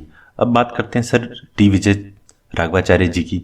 तो दोस्तों इनका जन्म हुआ था 1875 के अंदर जन्म हुआ था, और 1953 के अंदर दोस्तों इनकी मृत्यु हो गई थी। उसके बाद बात करते हैं कि उदयपुर में क्या था। तो दोस्तों ये उदयपुर के दीवान रहे थे। कब तक रहे थे? ये वैसे एक सिविल सर्वेंट थे, और 1939 से लेके 1947 यानी 1947 तक ये अपने उदयपुर के दीवान रहे थे। और सर टी राघवाचार्य जी हैं, यही प्रधानमंत्री बने थे मेवाड़ के। अब दोस्तों नेक्स्ट क्वेश्चन करते हैं। संविधान सभा के सदस्य के रूप में मूल संविधान पर हस्ताक्षर करने वाले पहले राजस्थानी कौन थे? तो राजस्थान के पहले व्यक्ति कौन थे जिन्होंने संविधान पे हस्ताक्षर किए थे दोस्तों? वो थे बलवंत सिंह मेहता दोस्तों। और साइन कब हुए थे? तो वो साइन हुए थे दोस्तों अपने 26 नवंबर 1949 को दोस्तों संविधान पे साइन किए गए थे। वैसे सदस्य तो दोस्तों 299 थे, पर उस दिन कितने उपस्थित थे? 284 थे, यानी 284 लोगों ने साइन किए थे दोस्तों उस दिन मूल संविधान के ऊपर। जब दोस्तों अपने को एक चीज़ मालूम हो गई कि हस्ताक्षर बलवंत सिंह मेहता इन्होंने किए थे सबसे पहले, तो उसके अलावा एक क्वेश्चन ये भी मन में उठता होगा कि उस वक्त कितने लोग थे जो संविधान के अंदर सभा के अंदर गए हुए थे। तो दोस्तों उस वक्त अगर राजस्थान से बात करते हैं तो दोस्तों 11+1 यानी जो देसी रियासतें थी वहां से तो 11 गए थे, और एक अपना अजमेर मेरवाड़ा है वहां से गया था। तो दोस्तों ये 11 लोग गए थे। एक बार मैं नाम बोल देता हूँ, लिखता नहीं ताकि आपका थोड़ा सा याद रहेगा। तो दोस्तों बलवंत सिंह मेहता जी थे, ये तो थे अपने उदयपुर के। उसके अलावा गए थे VT कृष्णमाचारी गए थे, वो जयपुर के थे। एक जसवंत सिंह जी गए थे, वो बीकानेर के थे। एक हीरालाल शास्त्री जी थे अपने, जो कि जयपुर के थे। एक राज बहादुर थे जो भरतपुर से थे दोस्तों। इसके अलावा माणिक्यलाल वर्मा जी उदयपुर से, और जयनारायण व्यास जी जोधपुर से। उसके अलावा मुकुट बिहारी लाल भार्गव ये अपने अजमेर मेरवाड़ा से, जो एक बात की थी ना एक देसी रियासत के अलावा, तो वहां से। उसके अलावा दोस्तों गए थे रामचंद्र उपाध्याय गए थे अलवर से। दलेल सिंह जी कोटा से गए थे। गोकुल लाल असावा जी शाहपुरा भीलवाड़ा से गए थे। और सरदार सिंह है खेतड़ी से। ये दोस्तों 11 लोग गए थे। इसके अलावा दोस्तों 3 लोग और थे जो राजस्थान मूल के थे। मूल के कितने लोग थे? 3 लोग थे, वो भी संविधान सभा के अंदर थे। एक तो प्रभु दयाल हिम्मत सिंह जी थे जो कि पश्चिम बंगाल से थे दोस्तों। एक बनारसी दास थे झुंझुनूवाला जो कि बिहार से थे। एक थे पद्मदत्त सिंघानिया जो कि अपने यूपी से थे दोस्तों। तो दोस्तों ये इतने लोग थे जो राजस्थान से संबंधित थे दोस्तों, और जो संविधान सभा से संबंधित रहे हैं। अब दोस्तों नेक्स्ट क्वेश्चन करते हैं। जो दोस्तों ऊपर बात की थी इसलिए की थी ताकि थोड़ा सा माइंड के अंदर रिकॉल रहे। लास्ट के अंदर मैं लिख दूंगा, लास्ट पेज के अंदर इसमें तो भी क्वेश्चन लिखे हैं, तो लास्ट में आप कहोगे तो मैं लिख देता हूँ उसके अंदर। चलो दोस्तों नेक्स्ट क्वेश्चन करते हैं अपने। सत्य के प्रयोग, सत्य के साथ मेरे प्रयोग नामक पुस्तक के लेखक कौन है? तो इस पुस्तक के लेखक कौन है? इस पुस्तक के लेखक दोस्तों अपने महात्मा गांधी जी। यह पुस्तक कहते हैं दोस्तों कि ये 29 नवंबर 1925 को स्टार्ट की गई थी, ठीक है। और पूरी कब हुई थी? ये पूरी हुई थी 3 फरवरी 1929 को दोस्तों ये कंप्लीट हुई थी अपने। कंप्लीट तो तब अब हुई थी 29 के अंदर, और स्टार्ट कब हुई थी? 1925 के अंदर दोस्तों। नेक्स्ट क्वेश्चन करते हैं। जवाहरलाल नेहरू ने संविधान सभा में उद्देश्य प्रस्ताव रखा, तो कब उद्देश्य प्रस्ताव रखा था दोस्तों? ये रखा था 13 दिसंबर 1946 को उद्देश्य प्रस्ताव रखा गया था। और ये प्रस्ताव कब मान लिया गया था दोस्तों? ये प्रस्ताव था 22 जनवरी 1947 को, यानी 22 जनवरी 1947 को दोस्तों इस उद्देश्य प्रस्ताव को स्वीकार कर लिया था। और इसी उद्देश्य प्रस्ताव के आसपास से ही प्रस्तावना, संविधान की प्रस्तावना है वो बनी थी दोस्तों, इसलिए इंपॉर्टेंट हो जाता है दोस्तों। और जो ये बात है 26 नवंबर 1949, तो इस दिन दोस्तों अपना संविधान लागू हुआ था, आपको पता ही है। अब दोस्तों नेक्स्ट क्वेश्चन करते हैं। लोकप्रिय गीत पंचीड़ा किसका है? तो दोस्तों ये लोकप्रिय गीत किनका है? ये अपने माणिक्यलाल वर्मा जी है, उनका है दोस्तों। इस गीत के माध्यम से दोस्तों जो क्रांतिकारी थे उनमें माणिक्यलाल वर्मा जी थे दोस्तों, ये उत्साह बढ़ते थे। और अगर बात करते हैं माणिक्यलाल वर्मा जी की दोस्तों, 1897 में इनका जन्म हुआ था और 1969 में इनकी मृत्यु हो गई थी। और इन्हीं के नाम पे दोस्तों उदयपुर के अंदर माणिक्यलाल आदिम जाति शोध संस्थान यानी भील संस्कृति को बचाने के लिए इन्हीं के नाम पे दोस्तों बनाया गया है। अब नेक्स्ट क्वेश्चन करते हैं। पहली बार आधिकारिक रूप से, क्वेश्चन दोस्तों ये यहाँ पे इंपॉर्टेंट, आधिकारिक रूप से राष्ट्रीय कांग्रेस ने भारत के संविधान निर्माण के लिए संविधान सभा बनाने की मांग किस वर्ष की? तो दोस्तों ये आधिकारिक रूप से तो 1935 के अंदर की थी, लेकिन उससे पहले एम.एन. रॉय ने 1934 में कहा था कि हमें संविधान सभा के लिए बननी चाहिए। और 1938 के अंदर दोस्तों जो जवाहरलाल नेहरू थे उन्होंने घोषणा की थी कि जो भारत का जो संविधान निर्माण होगा वो वयस्क मत के आधार पर चुनी हुई संविधान सभा के द्वारा ही होना चाहिए, कोई बाहरी हस्तक्षेप हमें नहीं चाहिए। ठीक है, ये बात कही गई थी। और उसके बाद के अंदर इस मांग को नेहरू को स्वीकार करके 1940 के अंदर अगस्त प्रस्ताव आया था दोस्तों। उसके बाद उसी के अंदर अपने क्रिप्स मिशन आया था। और एट द एंड अगर बात करते हैं इसी से रिलेटेड तो लास्ट के अंदर कौन आया था? Cabinet mission. और जिसके अंदर जो भी संविधान सभा की बात करते हैं वो दोस्तों इसी कैबिनेट मिशन के अंदर थी। और कैबिनेट मिशन क्या हुआ था? ये दोस्तों पास हो गया था। यहाँ पे पास का मतलब क्या है दोस्तों? पास से दोस्तों यहाँ पे इसका मतलब है पी से हो गया दोस्तों अपने पेंथिकलॉरस हो गया दोस्तों, ए से दोस्तों अपना गया एवी अलेक्जेंडर हो गया दोस्तों, और एस से हो गया अपना स्टिफर्ड क्रिप्स। तो दोस्तों याद करना है कैसे कर लो, तो ऐसे याद कर लेना कि कैबिनेट मिशन आया था और कैबिनेट मिशन पास हो गया था। पास मतलब पेंथिकलॉरस, अलेक्जेंडर और एस से स्टिफर्ड क्रिप्स। कब आया था दोस्तों कैबिनेट मिशन? कैबिनेट मिशन कहते हैं 24 मार्च 1940 को आया था। और इसने रिपोर्ट कब दे दी थी? अपनी रिपोर्ट दे दी थी दोस्तों इसने 16 मई, 24 को मार्च को आया और 16 मई को इसने अपनी रिपोर्ट दे दी थी दोस्तों। और ये जो क्वेश्चन था अपना आधिकारिक रूप से संविधान सभा की निर्माण राष्ट्रीय कांग्रेस ने कब की? 1935 के अंदर की थी दोस्तों। अब नेक्स्ट क्वेश्चन करते हैं दोस्तों, संविधान सभा की प्रथम बैठक कब आयोजित हुई? तो दोस्तों प्रथम बैठक तो आयोजित हुई थी 9 दिसंबर 1940 को। टोटल कितनी बैठकें हुई थी दोस्तों? इसकी 11 बैठकें हुई थी दोस्तों। और जो अंतिम बैठक कब हुई थी? अंतिम बैठक हुई थी इसकी दोस्तों 24 जनवरी 1950। ये अंतिम थी, ये तो फर्स्ट थी दोस्तों, और ये 11th और लास्ट, ये लास्ट बैठक थी दोस्तों। अब दोस्तों अपने नेक्स्ट क्वेश्चन करते हैं, प्रारूप समिति के अध्यक्ष कौन थे? तो प्रारूप समिति के अध्यक्ष कौन थे दोस्तों? डॉक्टर भीमराव अम्बेडकर जी थे दोस्तों। प्रारूप समिति सभी को पता है ड्राफ्टिंग कमेटी बोलते हैं, उस समिति के अध्यक्ष कौन थे? भीमराव अम्बेडकर जी थे। कितने सदस्य थे दोस्तों इसमें 7 सदस्य थे दोस्तों। उसके अध्यक्ष डॉक्टर भीमराव अम्बेडकर जी थे। पर एक दोस्त समिति और थी, वो क्या थी? प्रारूप समीक्षा समिति। अगर इसकी बात करते हैं तो उसके अध्यक्ष कौन थे दोस्तों? उसके अध्यक्ष थे सर अल्लादी कृष्णा स्वामी अय्यर। तो दोस्तों प्रारूप समिति के अध्यक्ष तो डॉक्टर भीमराव अम्बेडकर जी थे, और प्रारूप समीक्षा समिति के अध्यक्ष कौन थे? सर अल्लादी कृष्णा स्वामी अय्यर। ये इंपॉर्टेंट हो जाता है दोस्तों। नेक्स्ट क्वेश्चन करते हैं दोस्तों, संविधान सभा का अस्थायी अध्यक्ष कौन था? वो थे अपने डॉक्टर सच्चिदानंद सिन्हा। जो पहली बैठक हुई थी ना दोस्तों अपनी 9 दिसंबर 1940 को, तो इसमें दोस्तों मुस्लिम लीग ने तो बहिष्कार कर दिया था और पाकिस्तान अलग है उसकी डिमांड की थी। तो इस बैठक में दोस्तों कितने सदस्य शामिल हुए थे? जो पहली बैठक थी इसमें 211 सदस्यों ने हिस्सा लिया था। तो सबसे पहले क्या कि जैसे फ्रांस में बनाया गया था वैसे क्या किया, सबसे सीनियर कौन थे? डॉक्टर सच्चिदानंद सिन्हा जी थे, ये सबसे सीनियर थे, इसलिए इनको दोस्तों अस्थायी अध्यक्ष चुन लिया गया था। बाद में दोस्तों कौन बना था? डॉक्टर राजेंद्र प्रसाद। डॉक्टर राजेंद्र प्रसाद जो थे दोस्तों अपने, उनको बाद में स्थायी अध्यक्ष निर्वाचित किया गया था। जो स्थायी अध्यक्ष निर्वाचित तो ये हो गए, उसके बाद 2 उपाध्यक्ष बने थे दोस्तों। एक तो बने थे दोस्तों अपने डॉक्टर एच.सी. मुखर्जी बने थे दोस्तों, और एक बने अपने वी.टी. कृष्णामाचारी। ये कौन बने थे दोस्तों? उपाध्यक्ष बने थे। ये इंपॉर्टेंट हो जाता है दोस्तों। अब दोस्तों नेक्स्ट क्वेश्चन करते हैं, संविधान सभा के स्थायी अध्यक्ष कौन थे? तो स्थायी अध्यक्ष कौन बने थे दोस्तों? अभी ऊपर में बात की थी, डॉक्टर राजेंद्र प्रसाद जी थे दोस्तों, ये स्थायी अध्यक्ष बने थे। और जो पहले अस्थायी अध्यक्ष कौन बनते? सबसे वरिष्ठ जो सच्चिदानंद सिन्हा जी थे वो बने थे। और सबसे पहले संविधान पे किसने साइन की थी? ये दोस्तों अपने बलवंत सिंह जी मेहता थे। ये ऊपर बात कर ली, कहां से थे ये संबंधित? ये उदयपुर से थे दोस्तों संबंधित। उसका डॉक्टर भीमराव अम्बेडकर जी प्रारूप समिति के जो अध्यक्ष थे वो थे दोस्तों। नेक्स्ट क्वेश्चन है, ब्रिटिश सरकार ने अपने कितने मंत्रियों का एक दल भारत भेजा जिसे कैबिनेट मिशन कहा गया? अभी आपको बात याद होगी दोस्तों, अभी बात की थी उन्होंने, कैबिनेट मिशन पास हो गया था। यानी 3 लोग थे अपने दोस्तों, ई से पेंथिकलॉरस हो गया, ए से अलेक्जेंडर हो गया और एस से स्टिफर्ड क्रिप्स हो गया दोस्तों। ये 3 लोग थे दोस्तों, अभी अपने बात की थी।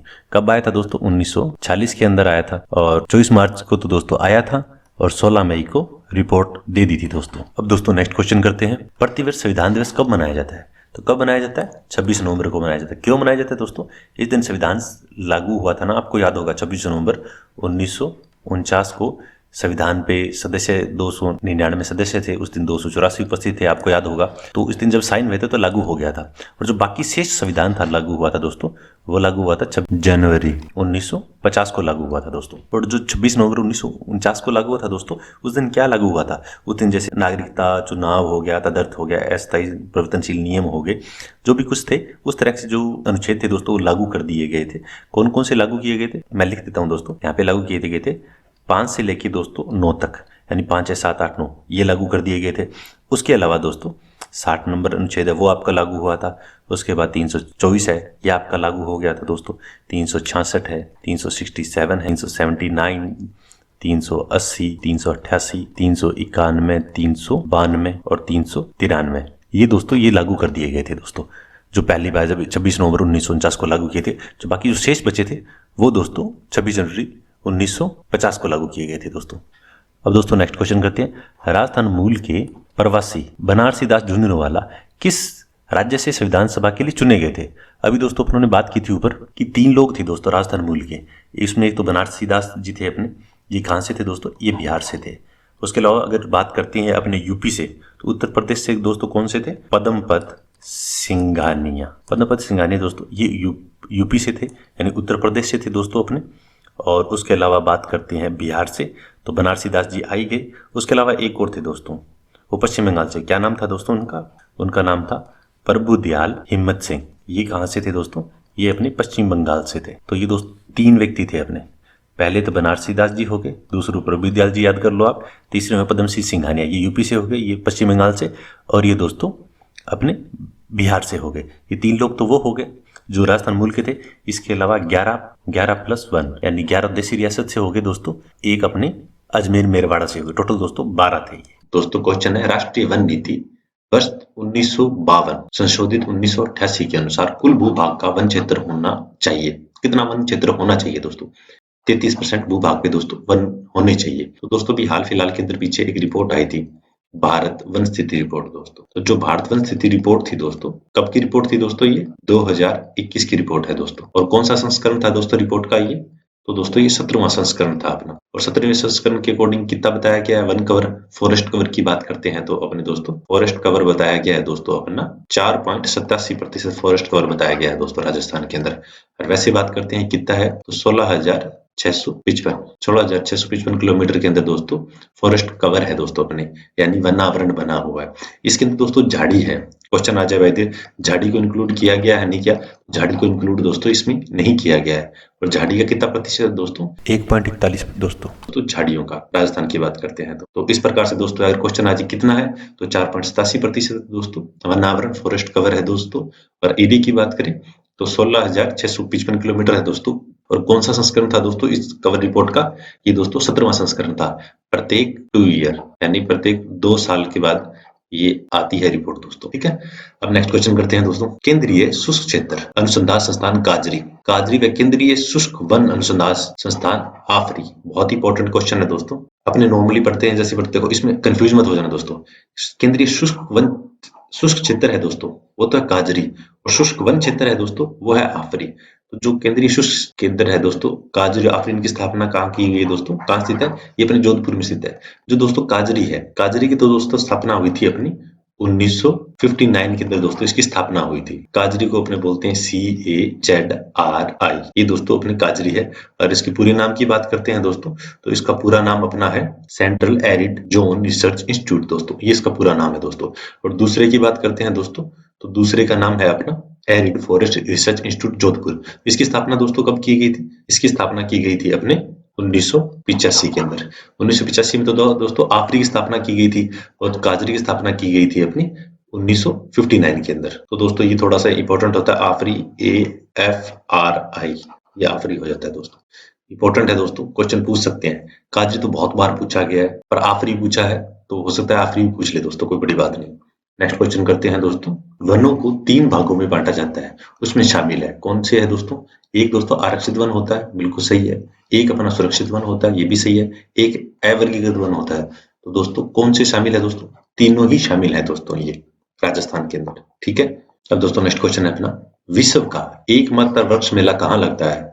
एकमात्र वृक्ष मेला दोस्तों बिल्कुल सही कह रहे हो, ये खेजड़ली में लगता है। खेजड़ली जोधपुर के अंदर। अमृता देवी बिश्नोई जी सभी को दोस्तों याद होगा, तो उन्होंने उस टाइम के अंदर आज से करीबन 300 साल पहले जो अमृता देवी जी का जो बलिदान था वो कोई भुला नहीं सकता है दोस्तों। और वो कब की बात थी दोस्तों? वो बात थी 28 अगस्त 1730 की बात थी दोस्तों, जिस दिन 363 लोगों ने दोस्तों अपना बलिदान दे दिया था।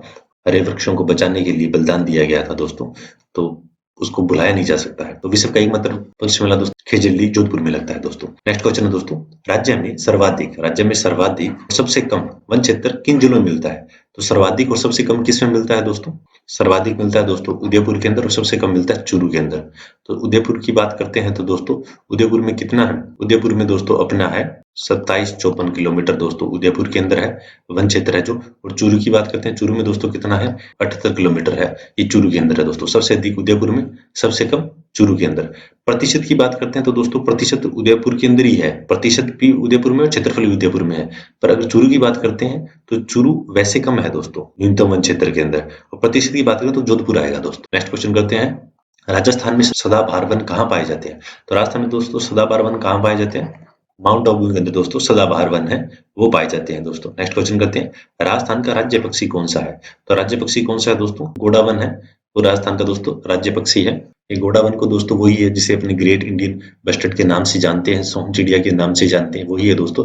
इसका वैज्ञानिक नाम है वो लिख लेते हैं, चलो दोस्तों क्वेश्चन पूछ लेते हैं। वैज्ञानिक नाम इसका है दोस्तों कोरियायोटिस। कोरियायोटिस दोस्तों इसका नाम है, कोरियायोटिस नाइग्रोसेप, ये दोस्तों इसका वैज्ञानिक नाम है दोस्तों। और 3 उद्यान अपनों किए थे दोस्तों, आपको याद होगा गोडावन के लिए मरु उद्यान जैसलमेर, सोरसन, बारा और सोकलिया अजमेर में किया था दोस्तों, ये वही है।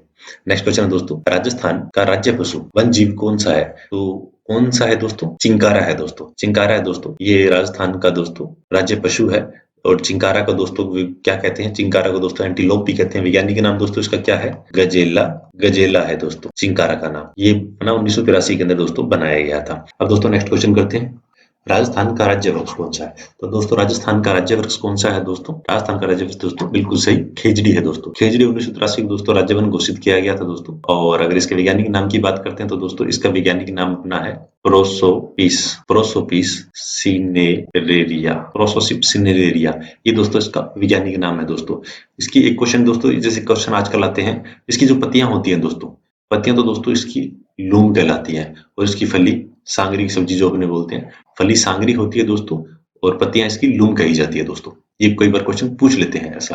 नेक्स्ट क्वेश्चन दोस्तों, राजस्थान का राज्य पशु, अब पशु की बात करिए यानी पालतू पशु कौन सा है?